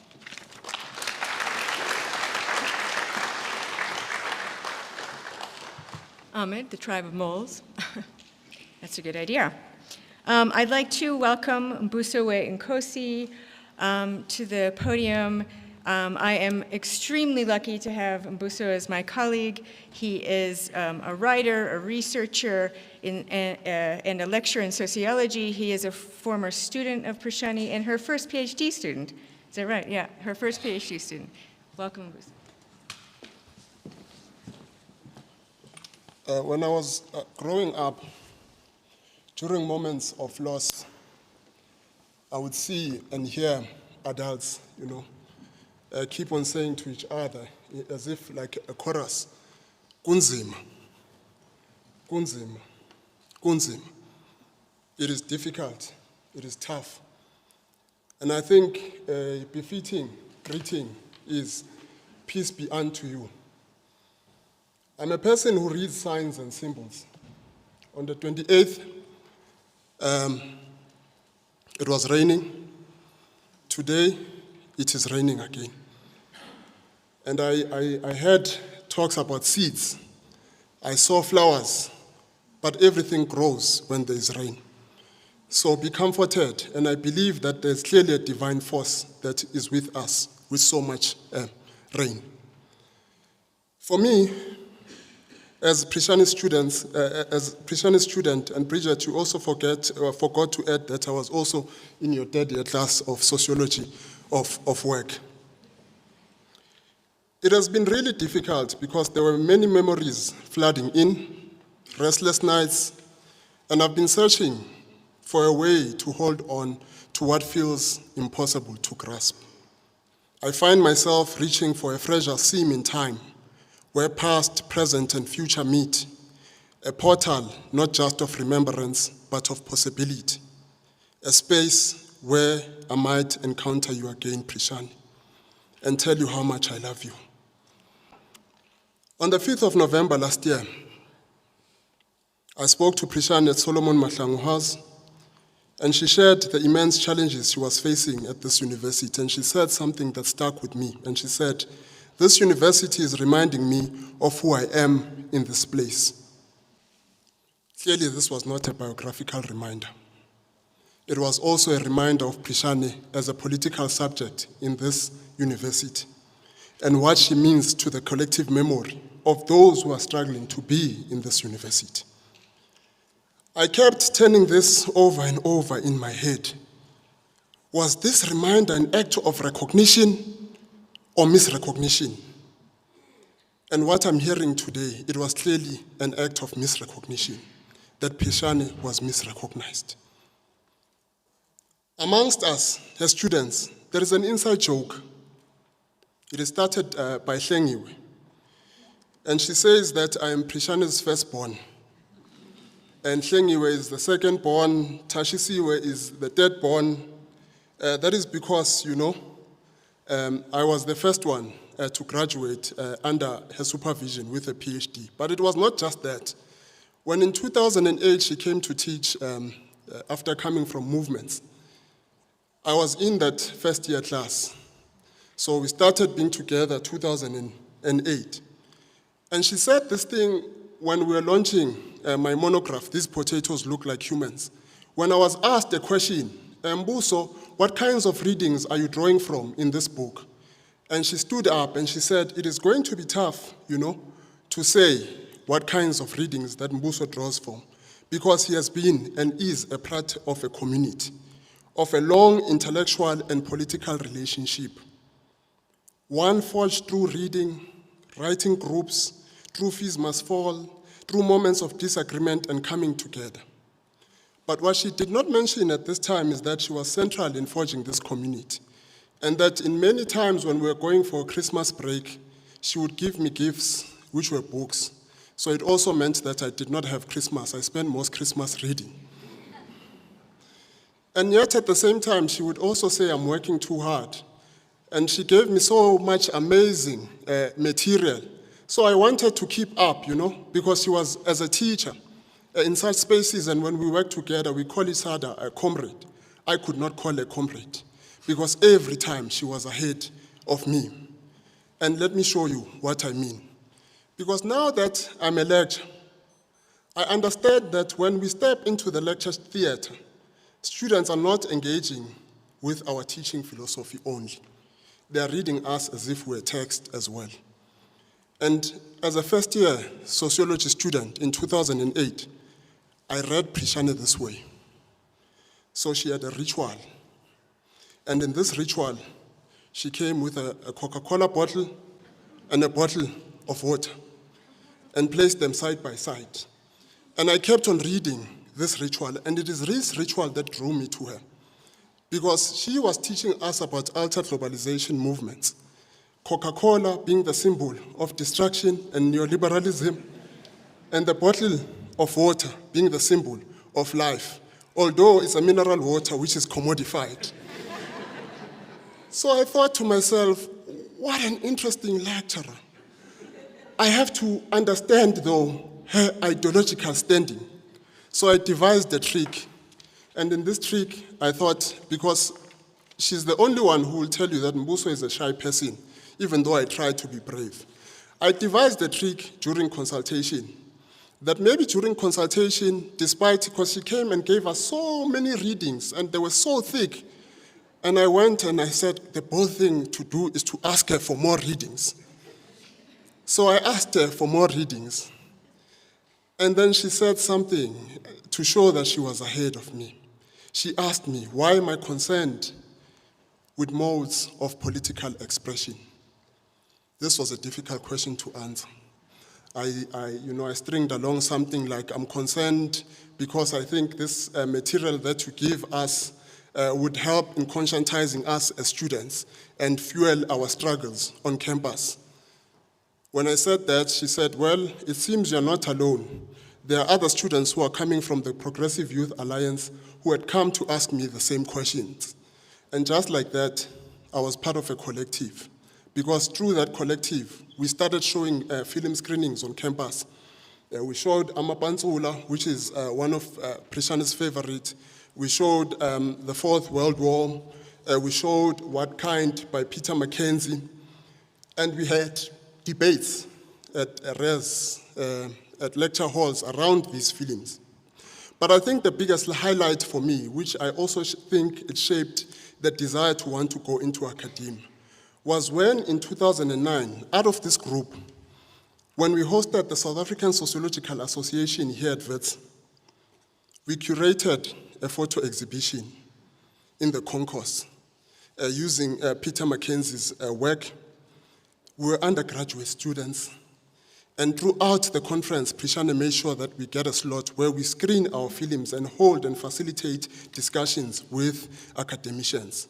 And this created a lot of debate, especially one of the films that we had screened from the Filmmakers Against Racism, which was called Burning Man, about Ernesto was killed in 2008. So from being part of the various gatherings, I have to say that I learned that individuality thrives in community and communion, that community is fueled by generosity and love, qualities which Prishani possessed in abundance. And I learned that in every struggle, there must be a moment of celebration as an act of critical reflection. Prishani always made sure that we gathered. She took us out, and the nice thing she would say is that order whatever you wish to order. That freed us. But because of that, every year the group kept on growing and growing and growing. And through that community, I met many whom I call friends. I met many whom became my interlocutors. I met many who are now my teachers as well. So when Prishani presented a vision as the incoming director of SWOP in 2018, she spoke of the university as a decolonized public good, a space open to all who understand the revolutionary value of knowledge in society. Yet today, this university, after 10 years of Fees Must Fall, bears names like Solomon Mahlangu and Robert Sobukwe, but the shuttered doors close when students erupt in political songs. We read announcements that there are 100 voices which do not represent the university community. And I wonder, how can 100 voices united in political song be called individuals? When we remember Prishani in this university, I hope she will not suffocate in the ceremony of naming of spaces after the greats whose vision have been rendered important in this university. Without a radical vision, these names are placeholders in unfinished struggles. Today, we do not just celebrate a life of an individual. We mourn a loss to the collective. But even in the spiritual realm, I know that Prishani insists that alternative forms of engagement rest with the collective, with the commitment to imagine politics differently. And I challenge some, because I am a person who works at night, to come visit SWOP at 2 a.m. and to get the kind of space that she has created and listen to the activity that happens around this time. So when society raises its voices for a better life, Prishani's spirit is alive there. When students of social movements study township and shack dwellers, they will find Prishani with other dignified feet. Prishani's life towers beyond this place. When the world sings of silencing the gun, her voice echoes back. Do not forget that ideas are also weapons. Another world is possible. So who was Prishani in this place? She was and remains an echo of struggles past and yet unfinished, a presence that lingers in the corridors of this university, pressing upon it with the weight of what has been fought for and what is still to come. She is both memory and anticipation, one who carries the traces of those who dared to demand more, who inscribed justice onto the walls of this country and university, even though it seeks to forget. She lingers not as a ghost of resignation, but as an insistence, a force, a reminder that this university remains unsettled, that it is yet to reckon with those it excludes, disciplines, and absorbs. To remember Prishani today is to confront not just who she was, but what she made possible within community and what remains unfinished in the struggle to become.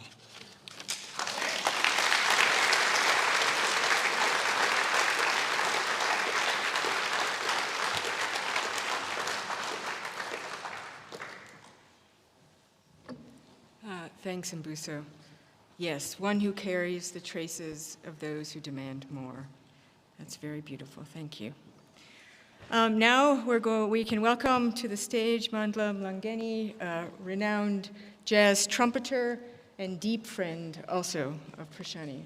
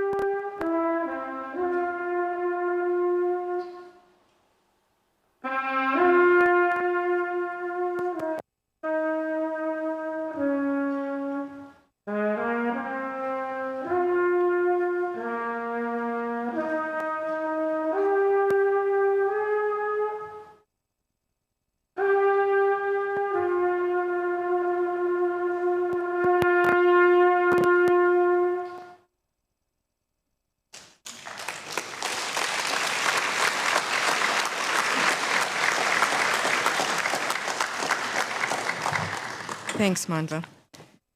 Now I think we're going to be joined by Helena Chávez McGregor on video. She is a close friend of Prishani's and a researcher at the Institute for Aesthetic Investigations at UNAM, the National Autonomous University of Mexico in Mexico City. I met Prishani in the winter of 2008 in Johannesburg, but we met again in 2018 on Simon's recommendation when I organized a conference in Mexico City on the traces of the 68 student movement. There we began to talk, cross-pollinate ideas, and search for a political imagination that would serve as a shared guide. Little by little, the idea of a common project began to take shape.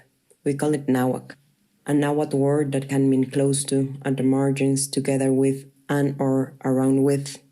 It was imagined as a kind of shape-shifting ship that would move in, through, and across time and space, anchoring in different ports.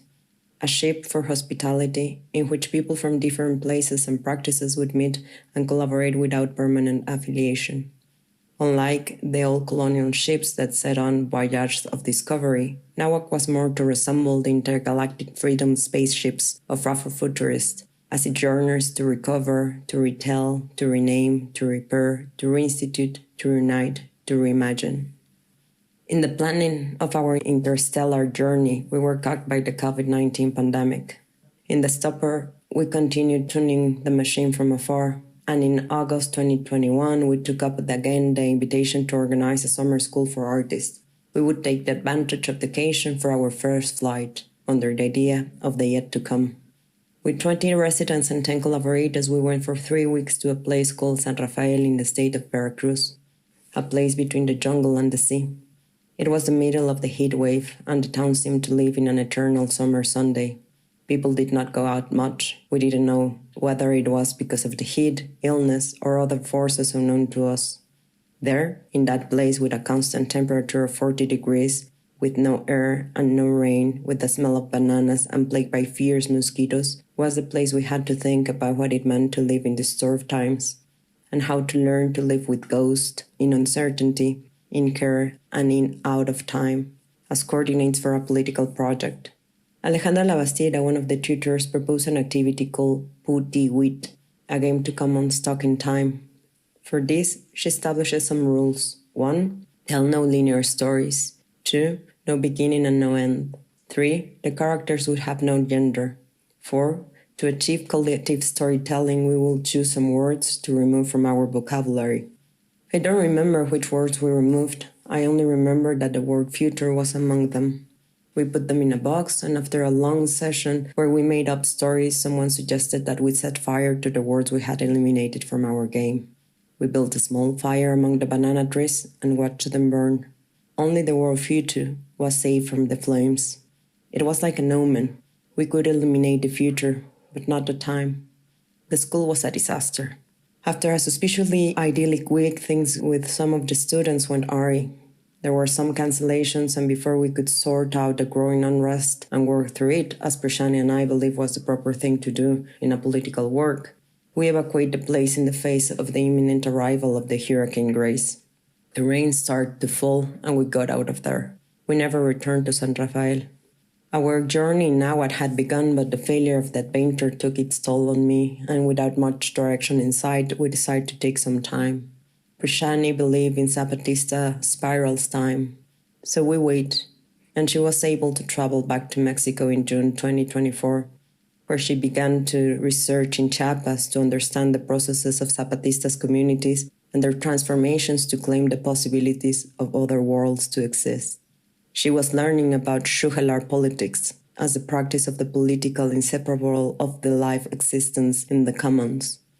This process, though, was interrupted by the need to anchor the work at SWOP, which was in jeopardy. I must confess that at that time I suggested her to resign and to stay in Mexico. After fantasizing about our life together in a small house in the mountains, where I would be taking care of axolots, and she would receive all the people that she loved and with whom she enjoyed thinking, she told me that she couldn't stay, that she could not abandon her team, and that it made no sense to do politics if the life of those who did politics were not taken care of. Those were tense and exhausting months for her, But finally, on a terrace in the summer of 2024 in Johannesburg, we found ourselves together again, happy and certain of the need to make new flight routes for our magnificent ship. A few days later, she died. I used to look at the scars left by the mosquito's bite from that trip to Veracruz with some bitterness and anger. Now, since Prishani is gone, and I feel short of breath, and part of my head and much of my heart is aching, I think of them as portals. They are bridges between that past, full of uncertainty but also of immense tenderness, and future, where our ship is sailing in the yet to come. Prishani, the living ghost. How to learn to see her, to listen to her, to notice her, will be our most urgent work to keep moving that ship in time and space, to keep us together, and to remind that our struggle is for life.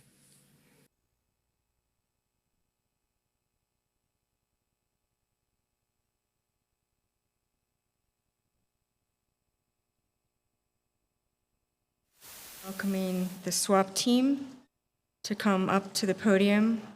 Dineo, Skosana, Tasneem, SWOP, and Simon Gush. Dineo Skosana is a senior researcher at SWOP. Tasneem SWOP is a researcher at SWOP. And Simon Gush is also a researcher at SWOP. But he's also Prishani's PhD student. Oh, everybody's coming. Lucinda Becorny and Noor.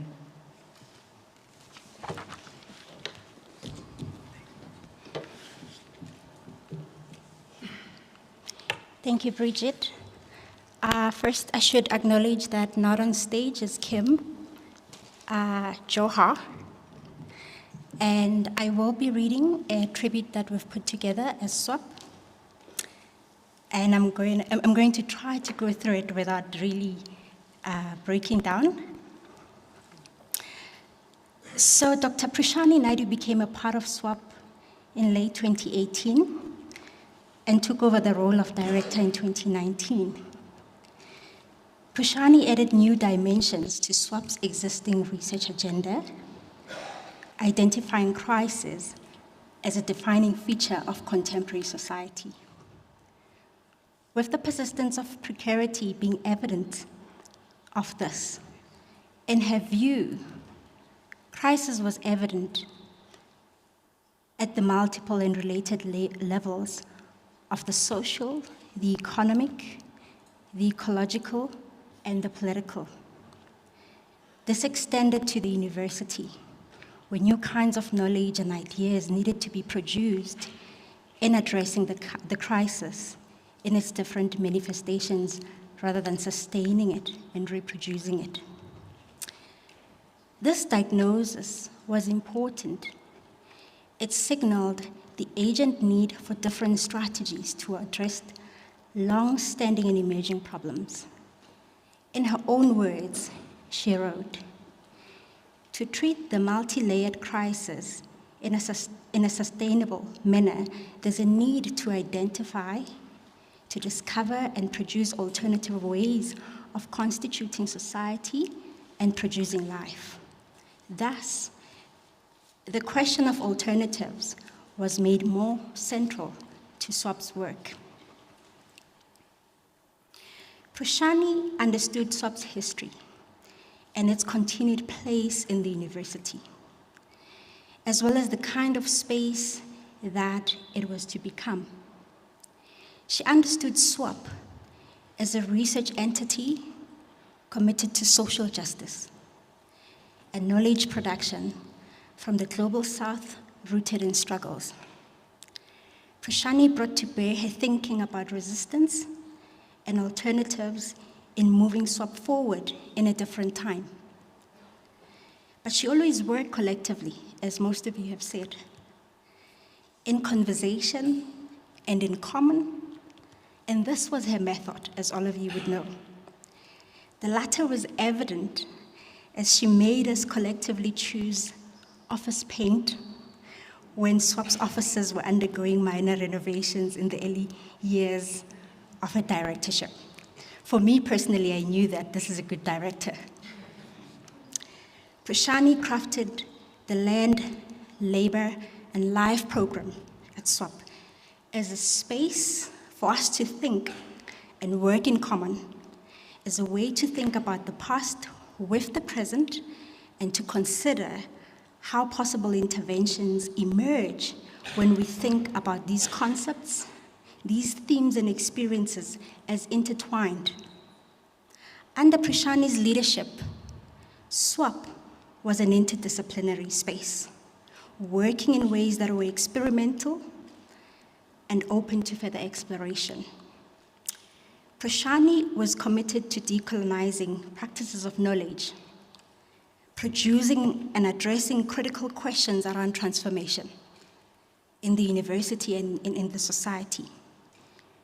Prishani's approach to these questions did not arise as an academic exercise, but emerged from her engagement in activists, debates, and experiences over time, as many of you have said.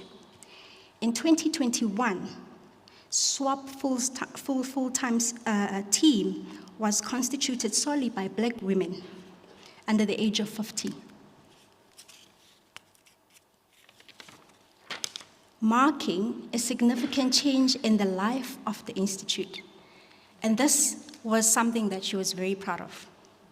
She understood that working with a younger group of staff presented challenges and required a long-term commitment to nurturing a new generation of scholars, and that this nurturing has to happen both emotionally and intellectually. This further raised questions about the need for a continuously critical relationship to hierarchy in the academy. Now, Prishani dared to peer over the publish or die parapet, searching for long-term visions for the problems of society and the knowledge needed to address them. In the context of the suffocating crises of South Africa, to her, production was an activist struggle for hope and life. She expressed this through her patient watering of research agendas, confident these would grow to provide nourishment to struggles for a dignified life.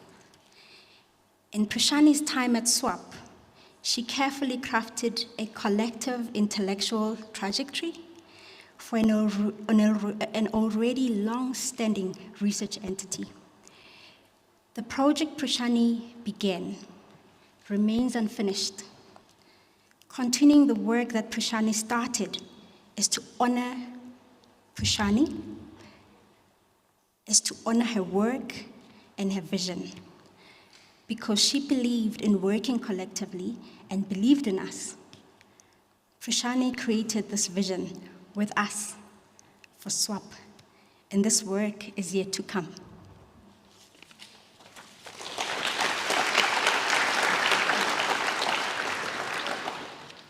Thanks.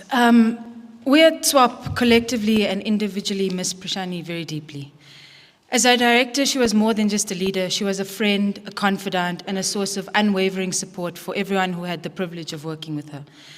We will miss the small things, the mannerisms, the gestures that gave us comfort and confidence, her smile, a wink, her joy, her calm.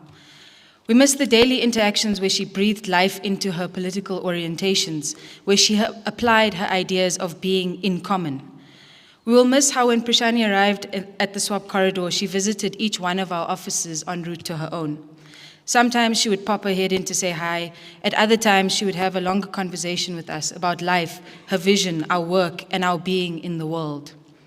Often, she would notice that something was off, and she would take time to listen and console, to share our despondency or our anger, sometimes to share our grief. Prishani would start every meeting by saying, "This will be quick." They were seldom quick.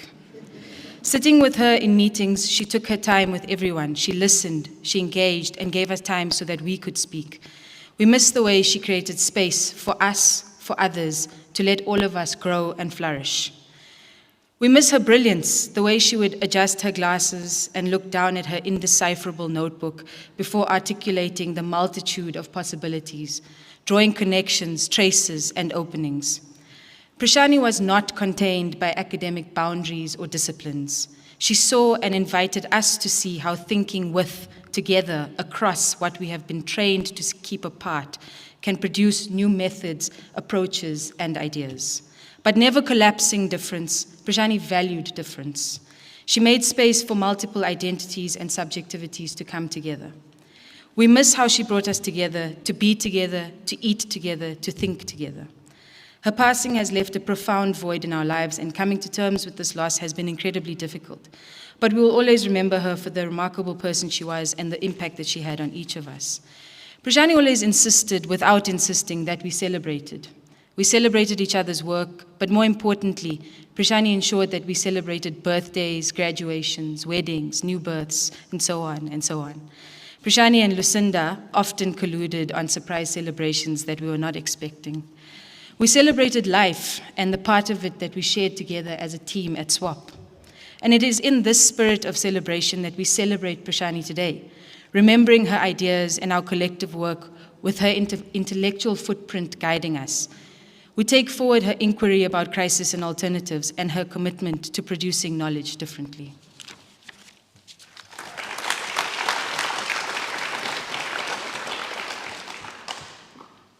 Missing Prishani implies that she is gone, but Prishani is not gone. She is still here. She is still in our work, in our lives, with us. She is still talking with us. She is still in conversation with us. She is not only in our past, but in our present. She is present, here. Prishani reshaped time. It is through her insight into time that we can understand how it is that she is still here. Where we have been taught to see time as linear progression, Prishani saw rhythms, repetitions, and returns, cycles of struggles, spirals of time that move outwards and inwards simultaneously. She spoke of generations, of how the past is intertwined in the present, confronting it, rupturing it, an inheritance, a debt, a demand of what came before. She saw the folds in time and worked to reveal the past so we might live with it, embrace its presence. Prishani is with us. In a way of seeing time where past and present live together, we catch glimpses and possibilities of what might yet be. Prishani nurtured the yet to come. She anticipated with excitement the generations to come. But knowing she is still here, in our past, in our present, in our yet to come, how do we mourn? How do we express our loss? How do we do the work of mourning her when she is still here? How do we carry on with our work, her work, our collective work as SWOP? We have returned to work, to SWOP. And for each of us, the work is harder. The corridor is silent. Even the small, sometimes mundane work of emails, meetings, of continuing is heavier. It feels almost impossible to imagine SWOP without her.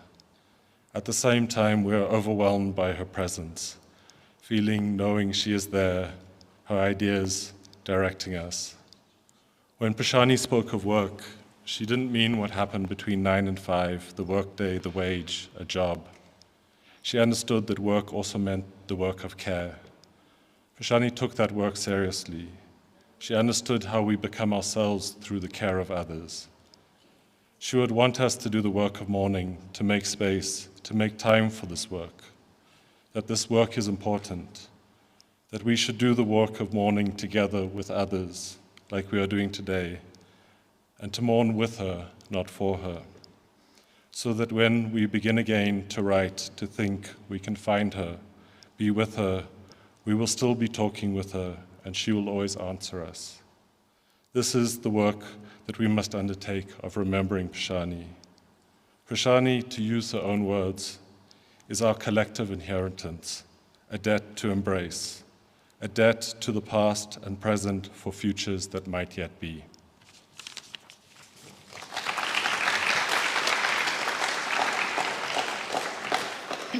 Thanks, everyone. Before you go down the stairs, I'm going to do something that Dineo is going to be cross with me about. She is the most humble person that I know. Dineo Skosana's book, No Last Place to Rest, Coal Mining and Dispossession in South Africa, has been released today from Wits University Press.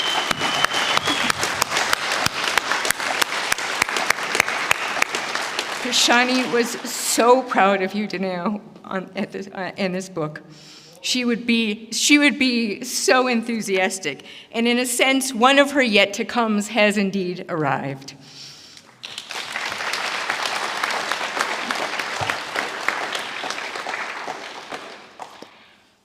Now I'm going to welcome to the stage Sanushka Naidoo for the Naidoo family.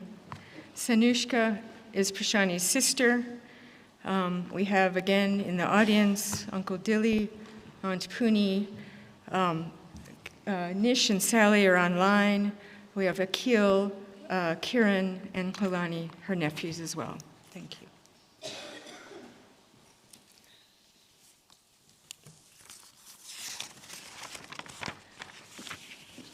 I am going to try.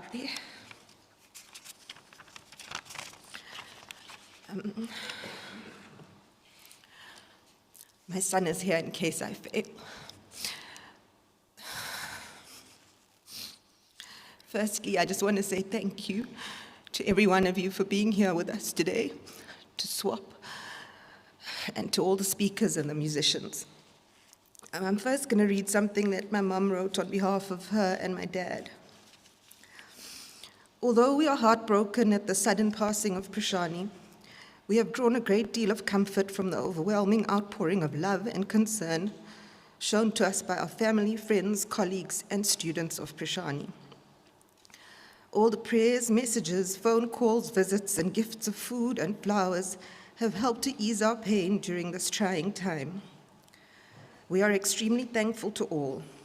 We would also like to thank the SWOP team, the Sociology Department, the School of Social Science for hosting this memorial to Prishani. It really means a lot to us. We chose the name Prishani, which means a ray of light, for our eldest daughter in the hope that she would brighten the lives she touched. From all the tributes, stories, and posts following her passing, it is evident that she did live up to this hope. Prishani had many roles, different roles: partner, sister, friend, colleague, mentor. But to us, she was and will always be our baby, our child lent to us for 51 years. Our child who brought a lot of love and happiness, not only to us, but to both the Naidoo and Patha families. Our child who did us proud with her many achievements.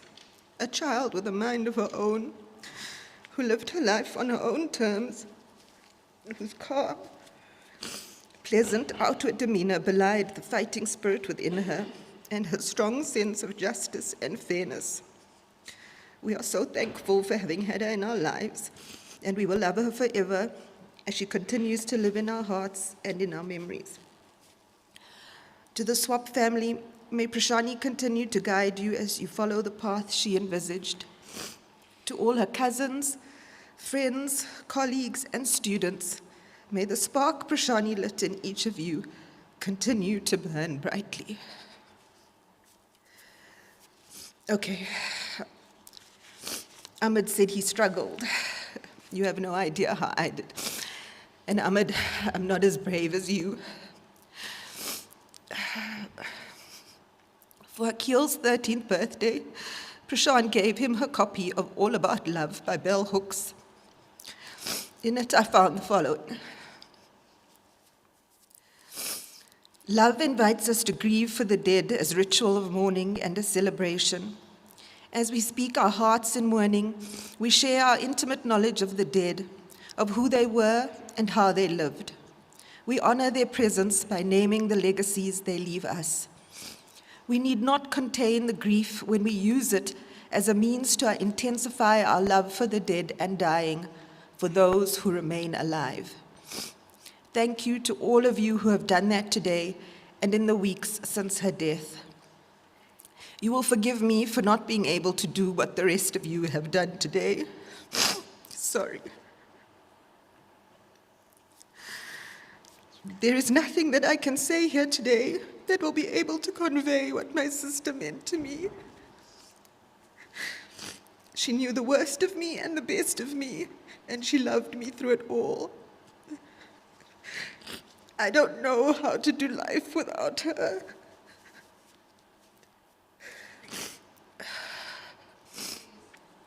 How do I compress a lifetime of Prishani into a few minutes? I can't.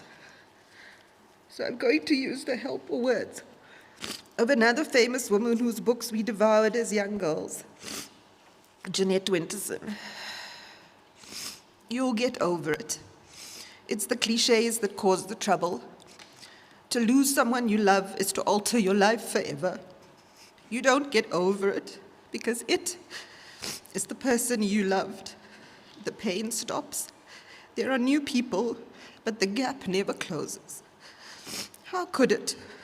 The particularness of someone who mattered enough to grieve over is not made anodyne by death.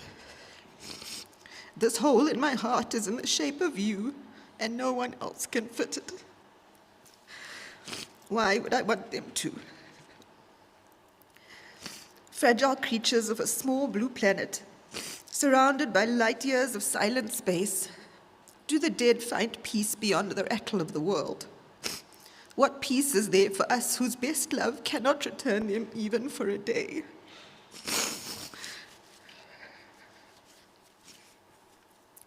I raise my head to the door, and I think I will see you in the frame. I know it is your voice in the corridor, but when I run outside, the corridor is empty. There is nothing I can do that will make any difference. The last word was yours. The fluttering in the stomach goes away, and the dull waking pain. Sometimes I think of you and I feel giddy. Memory makes me lightheaded, drunk on champagne, all the things we did.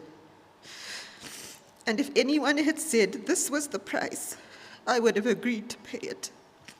That surprises me, that with the hurt and the mess comes a shaft of recognition. It was worth it.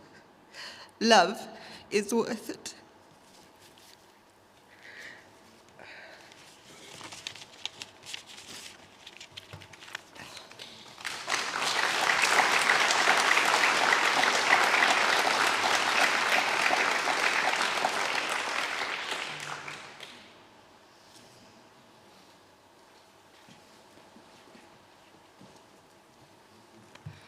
Thank you again to the Naidoo family for giving us Prishani and for allowing us into your lives. Thank you. Now I'm going to turn over to Lucinda Becorny, the operations manager at SWOP, to give us a vote of thanks.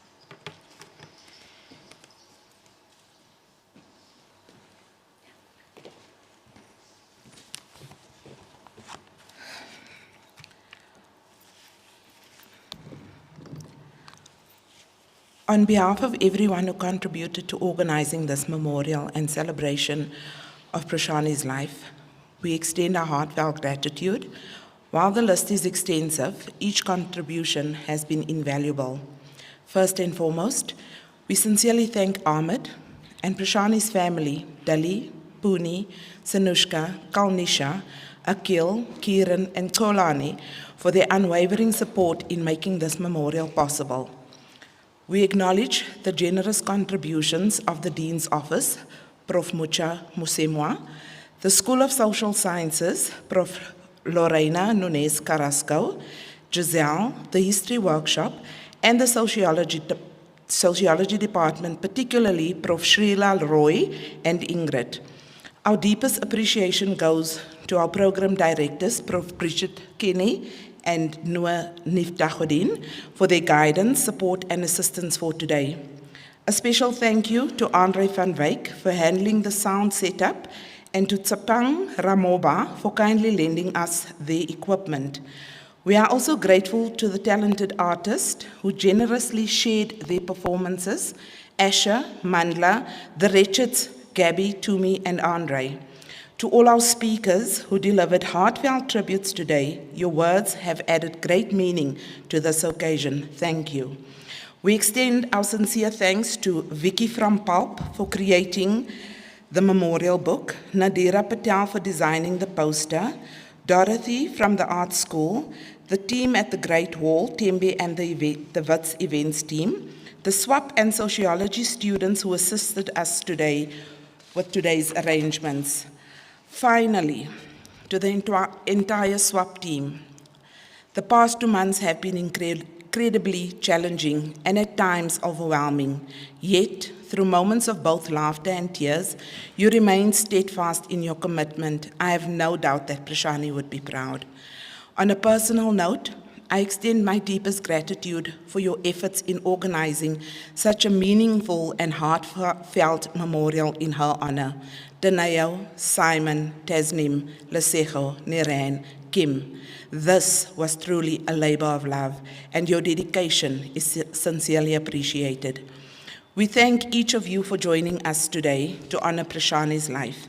Please join us for some refreshments in the front of the Great Hall. You will note that we only have water and Coke because that was Prishani's thing. Safe travels and thank you everyone. Go well.